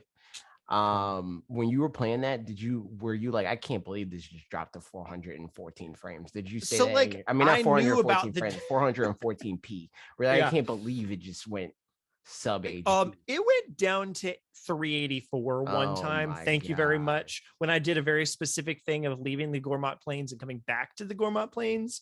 Did you like take a screenshot and then put it in, like see like how the resolution scale? Yes, I did. No, like I knew about the discourse as it was happening and was like, and then went and played, and in the area that it was talking about, I was like, yeah, this spot looks a little worse. Here we go. Just like just bebopped along, because like still there's something to be said for like, you know, people thought Xenoblade Chronicles 1 on the Wii looked really good when it came out, and like it's still like a lot more about like art design, and if there's times where the art design's still there but the like resolution is suffering for a minute or whatever, it's like it's just like it's going on a bad day right now, you know. Like it's I just don't care that much. I know I'm not everybody in that regard, obviously. Yeah. Especially like the thing about it is like I totally feel for people that like I see what happened here, but when people are mad about the number, and it's like, yes, I know for a fact that you didn't know that it dropped to 522p. You didn't know that. You saw that on youtube.com/digital foundry and were pissed about that, you know, like, yep. No, totally the same. Yeah. Like it was definitely retrospective that like I'd see the spot and be like, yeah, this kind of looks a little jaggy or a little, you know, whatever here, but then it goes away. And that's like 1% of my experience with the game, which even, I mean, that's a generous 1% considering it's a 100-hour game, you know, like, so that implies 1 hour of the game looks, you know, sub HD or, you know, sub 540 or whatever. Which I don't. It's definitely good for them if they could implement that, and they could say we no longer drop to 403p. Have fun. But like for me, don't care. Yeah, right. I don't care about the numbers. I mean, also for me, very on a more personal level, like I'm probably not gonna play Xenoblade Chronicles 2 specifically again. Yeah. I mean, yeah. Outside of like, I don't if understand. I make a video talking about it or something, maybe I'll pop back in or something like there. But like, there's even games that I like straight up have not played before. Like God of War on the like I played some God of War, but I didn't like finish God of War. And I was like, maybe I'll play it on PlayStation 5 because it's like better now. I'm not playing it. No. Yeah. There's new PlayStation 5 games that I haven't even played yet that I kind of want to play, you know? Like, I'm not going to go back and play a PlayStation 4 game because it's 60 frames per second in whatever resolution now. Like, I don't care. Okay, here's the question on that topic. If you were to not, like, suddenly you're not playing Smash or Pokemon Legends Arceus or Yu-Gi-Oh anymore, and you just had to play just some other game, whatever, like, what would be, like, one or two of the next games that you would play today? I don't know, because like it's not like I'm like obligated to play the games that I routinely play, right? Like I play those games because they fulfill a need in me to play that game, you know? Like I want to play Smash because it's like working a muscle. I feel like I am improving at something.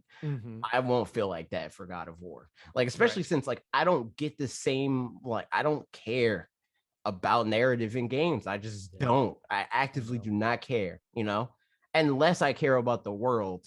And even in that case, I don't care. Like Arceus don't care about the story at all, man. Like, you know, like I know what happened and I could tell you what happened, but like it didn't add to my enjoyment of the game at all. Like not even a little bit.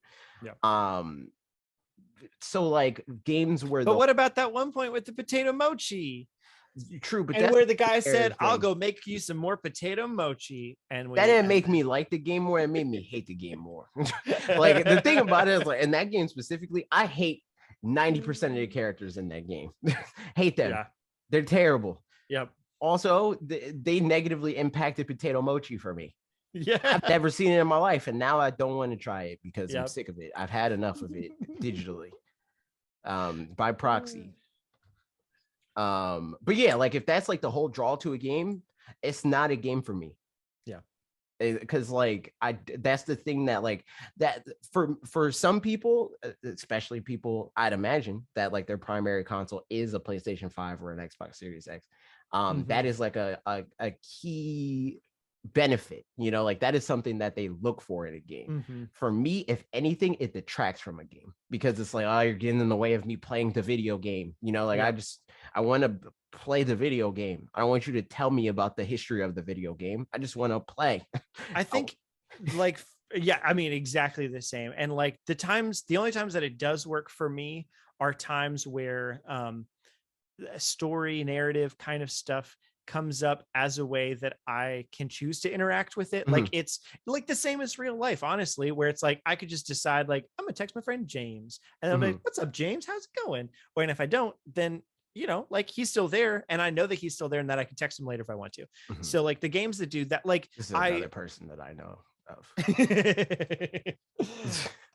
True. Oh yeah, it is. Yeah, there's a lot of people that like that. Yeah, like you bring up certain names, and I'm like, I don't know that person, but I get the story. But James, I've seen him. You do. It's true. I know what he sounds like. I know what he looks like. I know his sense of humor. Yep. That's funny. So, but yeah, like, so Hades was a pretty good example of this, where like there's characters that are there that you can go and talk to if you want. There's like, as you get a boon come down, like a character will have like one or two little dialogue bits that you can just beep, beep, beep through if you want, or you can read it if you want, but it doesn't feel like you're missing anything by reading it other than like lore and context and stuff like that. And like same kind of thing for Breath of the Wild, like the memories are pretty much all, you know, like, but anytime the game's like, hey, stop what you're doing and listen to this story. I have a hard time wanting to. Justin said, I think it depends on what type of games you like. I mean, RPGs are almost always narrative heavy. Yeah, exactly. But that's what I'm saying. Like the thing about it is like, I think like as a game, like playing a game, the like RPGs are valuable because of the mechanics that a lot of the mechanics that they thought up to solve a problem of like engrossing you in this story. Like RPG elements, love them. They're great in a lot of games. RPGs, and when it's like entirely just those elements, hate it. Honestly, I think that's part of why I enjoyed Octopath more than some other RPG fans, was that like the story bits were kind of like they were there, you had to do them, but they felt kind of short in a way. Like it just felt like I don't know, like it didn't feel like it was stopping you from what you were doing. It felt like a brief little pause. Hey, you want to do this thing? Okay. And then you go and do that thing. Whereas I could see how like the story didn't really tie together particularly well about within the whole thing. I don't know. Yeah, that's funny. Justin said I felt exactly the opposite about Octopath, that it was like too much talking. Yeah, I don't know. I think the thing about that, except for when it's written poorly, which I mean, in some cases, people don't care if it's written poorly because they care about the thing. But for the most part, if you care about it, it's easier to excuse when things are like too verbose, or like they're like breaking up your momentum. But I don't know, man. Like that's just me. I just want to play the video game, and I think that part of that is also because, like, to me, I don't think games are particularly good at telling stories. Like, I appreciate storytelling. I like storytelling a lot. I partially went to school for storytelling. And that is why I don't like video game stories, because I see through it and I'm like, this is just this, but worse. And it's like, but gamers like it more because it's like, well, this one is a version of that story, but I get to press X sometimes. So game better, you know? And I'm like, no, this is just a worse story. Like, if you're going to like make a game, you know, like make the game as good as it can be. If you want to implement a story into that, implement it in a way that adds value to the experience of playing a game, you know, in a way that only games can do. You know, like when a book is turned into a movie, there's value to the good ones anyway that's added to that, because it puts method to the madness, you know, like it translates things that you can only think of to like a visual medium, and there's like extra information that is like communicated through that. With games, there's the ability for additive parts of this experience because it is an interactive medium, whereas movies are not. But most stories do not use that to their benefit. The most that they usually do is they give you the illusion that your impact on the game is going to decide what happens with the story. And that's why I generally don't care, because it's like you're not good at being like a narrative. The narrative that you're trying to tell impacts how good you could have been at being the game. So you just fail at everything. And like, right. Yeah, I mean, at that point, it's kind of like, you know, something can be good in spite of something else or whatever. Like, I think another similar example, but with different mediums, is musicals. I've been in a good couple musicals in the past, and there's a couple of them that are good at using the musical numbers to still be a part of the story and propel the story forward. But it's like, but this part's with music, so it's a little catchier or whatever. Like West Side Story is good at that. Sound of Music is pretty good at that. And like Hamilton is all singing, so it's great at that. That's like, that works. But any musicals that feel like it's like, all right, we're gonna talk a bunch and then stop and sing about this thing and then keep on moving, and then like it feels like the music is pauses all the time, like that comes as, you know, a benefit to people who want the music part, which, like, I like music, so that's not a big deal. But definitely as a detriment to the storytelling experience. So similarly, like if games can learn to strike that balance better, where like through doing, honestly, like It Takes Two did do a pretty good job of like contextual storytelling. There were cutscenes that, you know, were whatever they were, and they were like generally sort of funny or whatever, but the things that you were doing were, a lot of the story was gameplay and like dialogue happening over, you know, over the dialogue was happening over the gameplay, sorry. and the gameplay was like you and the other person doing stuff together. So it generally was done well as far as like how to do narrative within games, I thought. But I don't know. Yeah. Mark Generally, made I a just good like point. games that kind of like just try to stay away from it for the most part.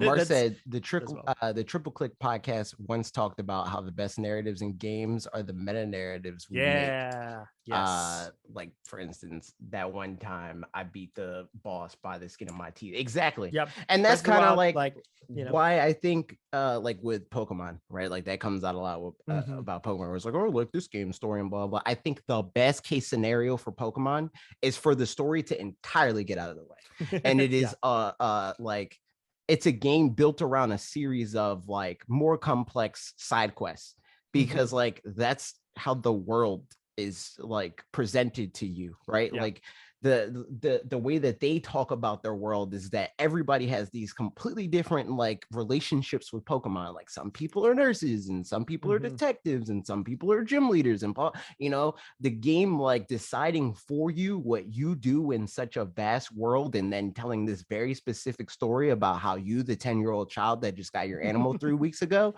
saves the world from this very specific threat. I think detracts from the potential of that world, and it takes away from the value that video games can have.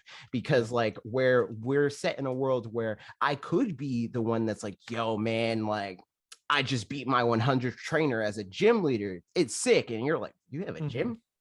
I'm Nurse Joy, dude. I just saved the Clefable. You know, like that would be so much cooler than, man, I just killed God, and I killed God with this 6 Pokemon. Which one did you kill him with? You know, it's like, that's not interesting. That does not make the story better, because there's like these like very generic stakes that you like experienced in this other super generic RPG before, you know? I think especially with like the thing that I mentioned earlier, where it's like, all right, well, there's a big old legendary right up there that's gonna like explode our whole world. But do you want to go buy some items real quick? Or, you know, like that feeling of like the story is on pause for you, the person, like is practical, sure. But I feel like the same thing could be accomplished with like space-time distortions in and of themselves feel like a more organic version of that kind of thing that could be taken to a story degree as well, where like suddenly a Pokemon shows up that's like, oh, we're not like, I mean, or kind of like, you know, Bowser in or Mega Bowser or whatever in Bowser's Fury, that kind of a thing where like things could just happen organically and you just have to respond to them in a certain way. And then, similarly, that's suddenly that's the story of the thing, is like an event happens and everybody has some narrative through line that all plays it of kind of the event happening, but it's not in the same way in the same location or whatever. And so that just, I don't know, makes for better experiences in the long run. Yeah, for sure. Justin, honestly, I definitely agree with this. Justin said, personally, I've always thought the grander the story's villain / legendary structure got, the worse they were. Like Team Rocket is a local punk compared to fighting God and creating worlds that Platinum had, etc. I mean, I don't know. I personally don't think either one is better or worse. I think both are equally as trite, because I think one of them is just more unrealistic. One's easier to care about because it's more grounded. Exactly. But like, I just don't care about either, you know? Like, I want to do what I want to do. Like, nobody, I didn't tell you I cared about stopping freaking fake Godfather. Like, I'm a child, dude. Like, let me use my Pokemon to get the shiny metal badges that I can use to enter the competition to beat the other children. Or maybe I don't want to do that. Maybe I want to be, you know, like, let me make my story in an interactive medium. Let me do it, you know, like, I don't need you to tell me the same exact story that you're going to tell to everybody else in this world. I mean, because that is the problem with gameplay. I mean, games and stories and stuff is like, I mean, again, Breath of the Wild is always going to be the example, but like games tell you no more often than not. And just like all the you know, like eventually you come to know the things, like the more you play games, the more you expect what it's going to tell you yes and no about. So like that's, you know, that is what it is. But like in a movie, that's just not an option. Like you're just watching the story happen to somebody else, so you're like there's a lot more. There doesn't have to be this cognitive dissonance of like, hey, what you want to do? You can't do that. No. You can't do that. Stop it. Like there's none of that. It's just like you just, watch other people do some stuff.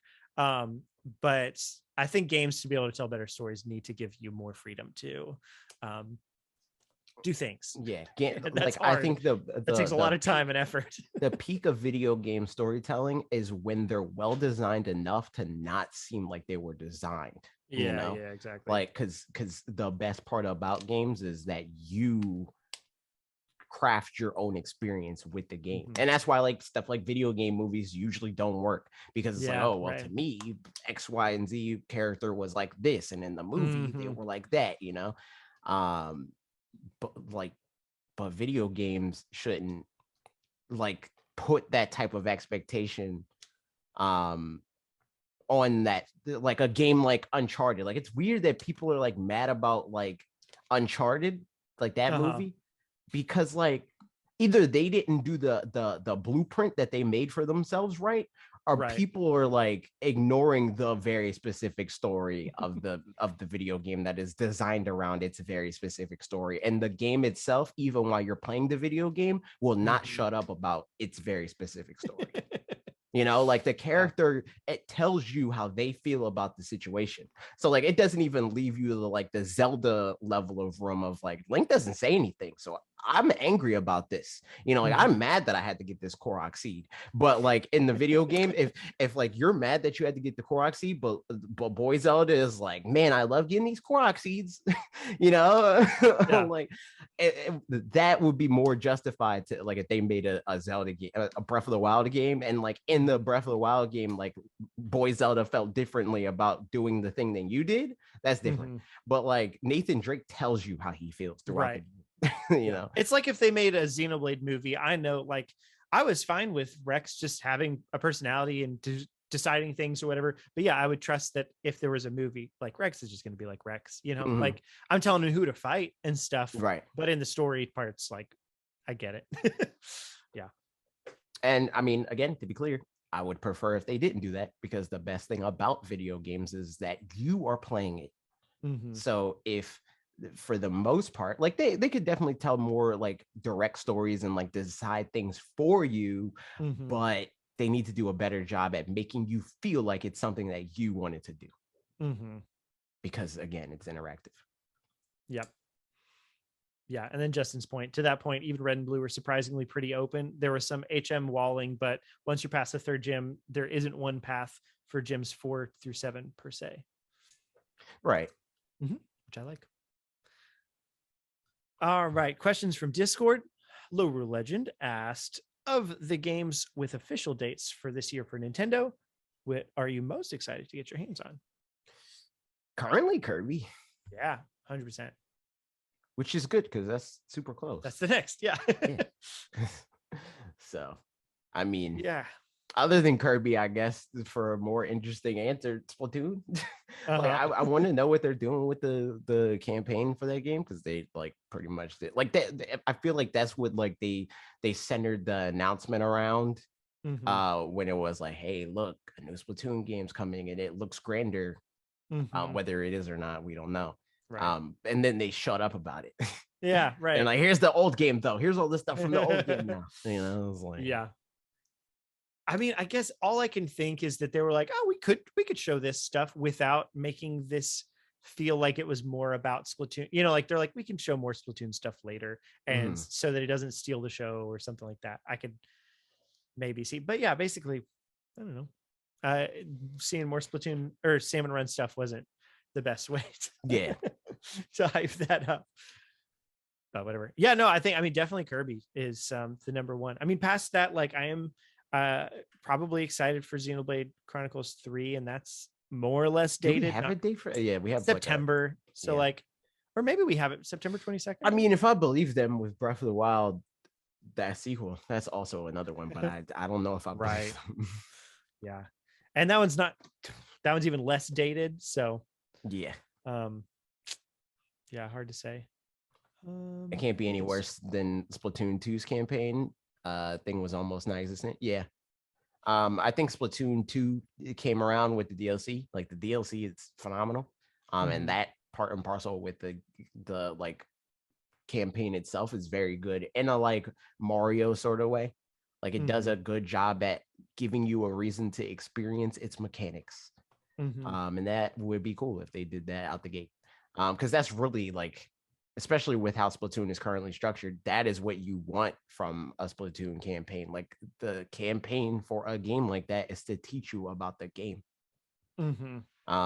So like the DLC and the campaign forcing you to like use the movement and combat elements and stuff like that in these very specific situations and like level designs teaches you how to better maneuver across the board when you're playing these like multiplayer competitive modes. Yeah, that's smart. But I wonder how they'll do it in the next game. Me too. So yeah, there you go. Those are the ones. And then last question, Mega Man asked, so I heard Pokemon Legends DLC, Pokemon Legends Celebi, Let's Go Johto, Brilliant Diamond Shining Pearl DLC, Pokemon Stadium, new Pokemon Snap 2, ports of the old games are coming, and Gen 9 will all be announced. How realistic is that? Not realistic at all. Like gamers are so like actively uncreative. It's crazy to me. Yeah. Because like they'll be like, oh, I really like Thing. Make Thing 2. You know, like the like see, and it's wild because like Pokemon specifically, they're like, I hate Thing, and then Thing comes out and they're like, actually I like Thing. Make Thing 2. You know, like the fact that so many people are like, yo, let's go Johto, that's next. I thought you hated that. And also it doesn't see, like nothing that they're doing like makes me think that that is the direction that they're heading in. Absolutely nothing. Like if Sword and Shield wasn't like Sword and Shield, maybe, you know, but like the fact, and then Arceus followed that up. If it didn't seem like this like very like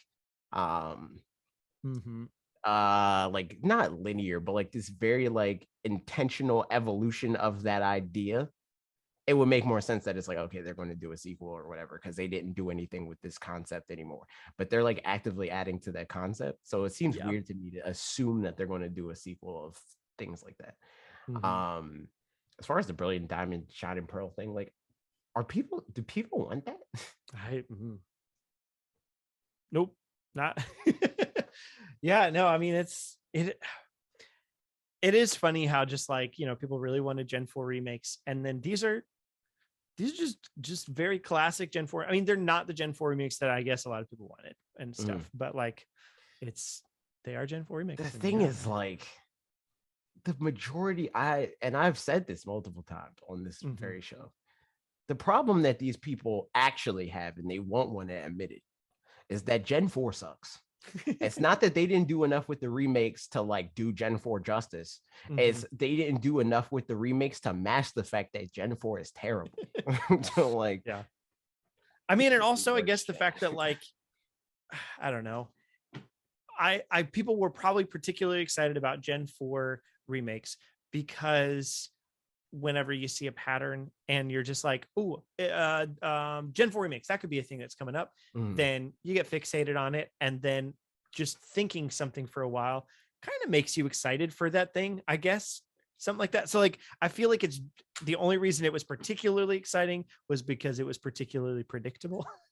You know, or something, or just felt like, you know, fan service kind of a thing of just like, this is the thing that I want, and I got the thing that I want. Justin said Gen 4 is awful, but it did get the least amount of focus possibly any of the generations. You're talking about as far as remakes go? The remake? I think maybe that's why. Like maybe that's why. Yeah. I mean, and also for what it's worth, even if this is, you know, conspiracy theory and stuff of like, they put it kind of to this, or like didn't put effort into it to make Legends Arceus look even better or whatever. I wouldn't be too mad about that. Like, for what I wouldn't be mad about it, but I don't think it would make the game better. I think the game still would suck. I think that they would have to like actively redesign the video game to the point that they're basically making a new game, and that like would actively detract away from what they ultimately did, you know? Like they would have had to make the Gen 4 remakes be Arceus, you know, like it would have to be Gen 4, but also all the new mechanics of Arceus to be like good enough to mask the fact that Gen 4 is terrible. Yeah. I mean, because for what it's worth, if like, I mean, yeah, Justin just mentioned that it looks like a 3DS game. If it worked, if it functioned exactly the same, the whole game was exactly the same, but it looked like Sword and Shield, that wouldn't change barely anything for me. Next step up is if there were overworld Pokemon instead of random encounters like Sword and Shield. That would do a significant amount of help. The thing about it is, like, I feel like it wouldn't, because like if they didn't change anything else, if they just added overworld encounters and it looked like Sword and Shield, it would just like double down on the fact that this game is super limited.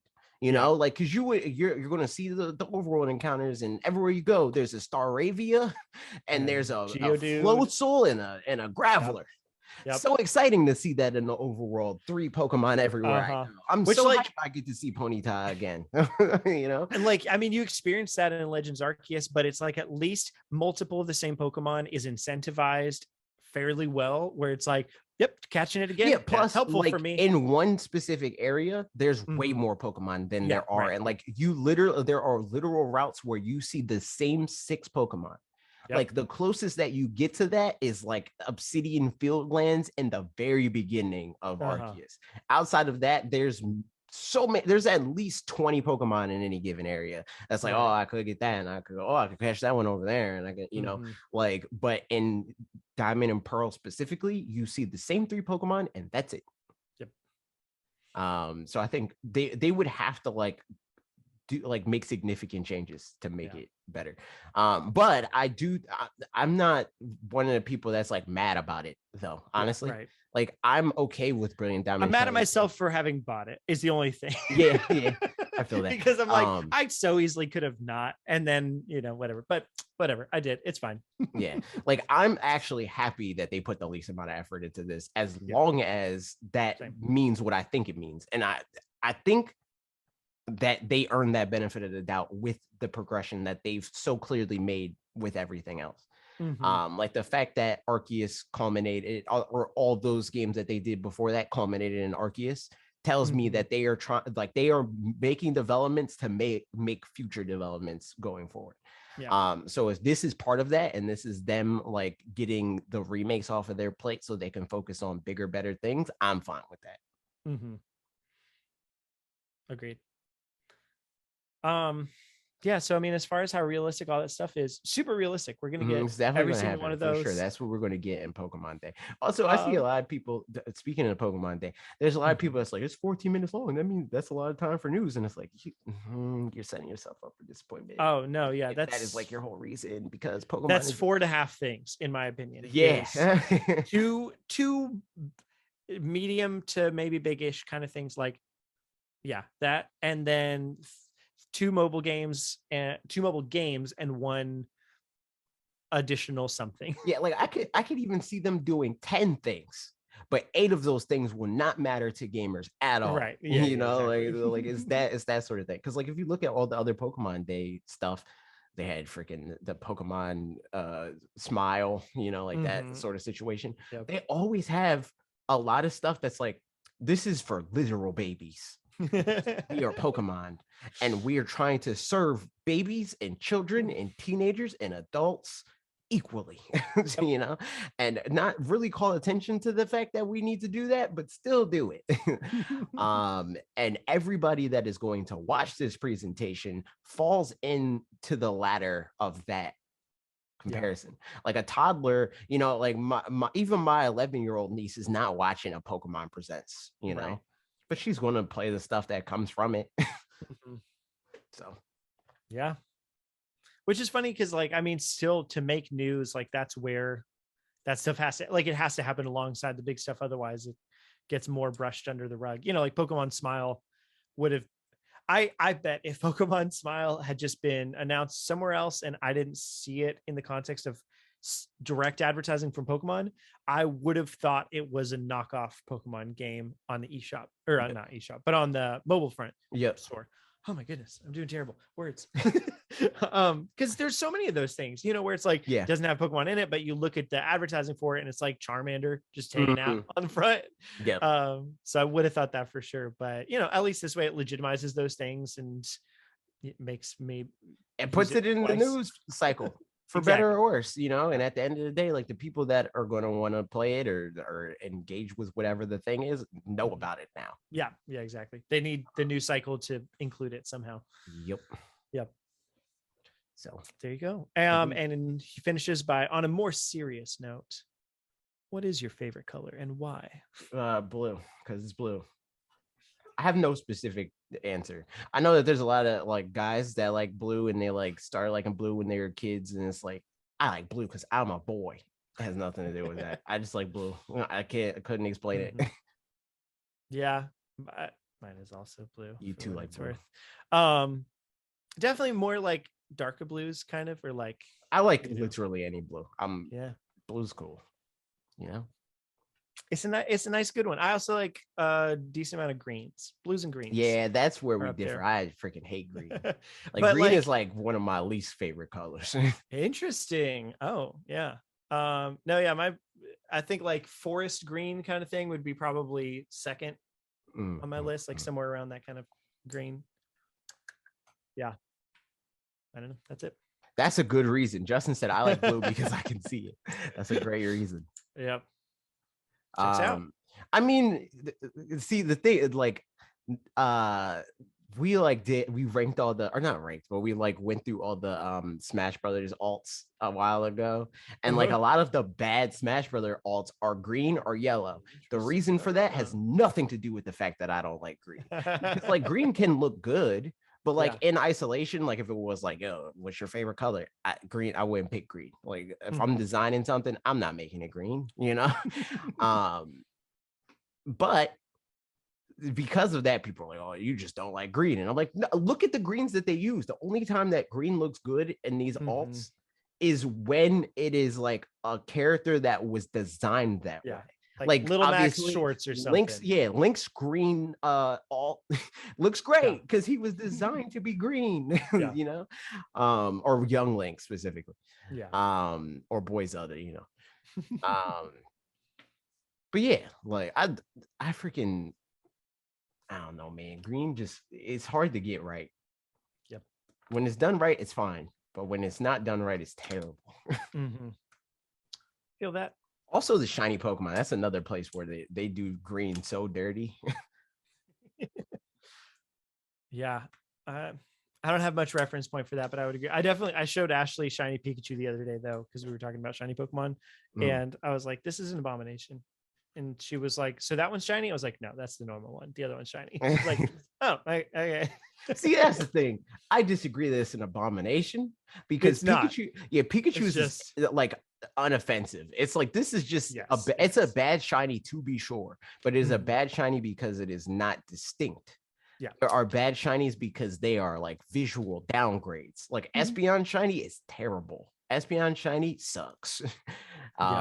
Who's another like actively bad shiny? Freaking I'm looking up a list right now of the worst shinies.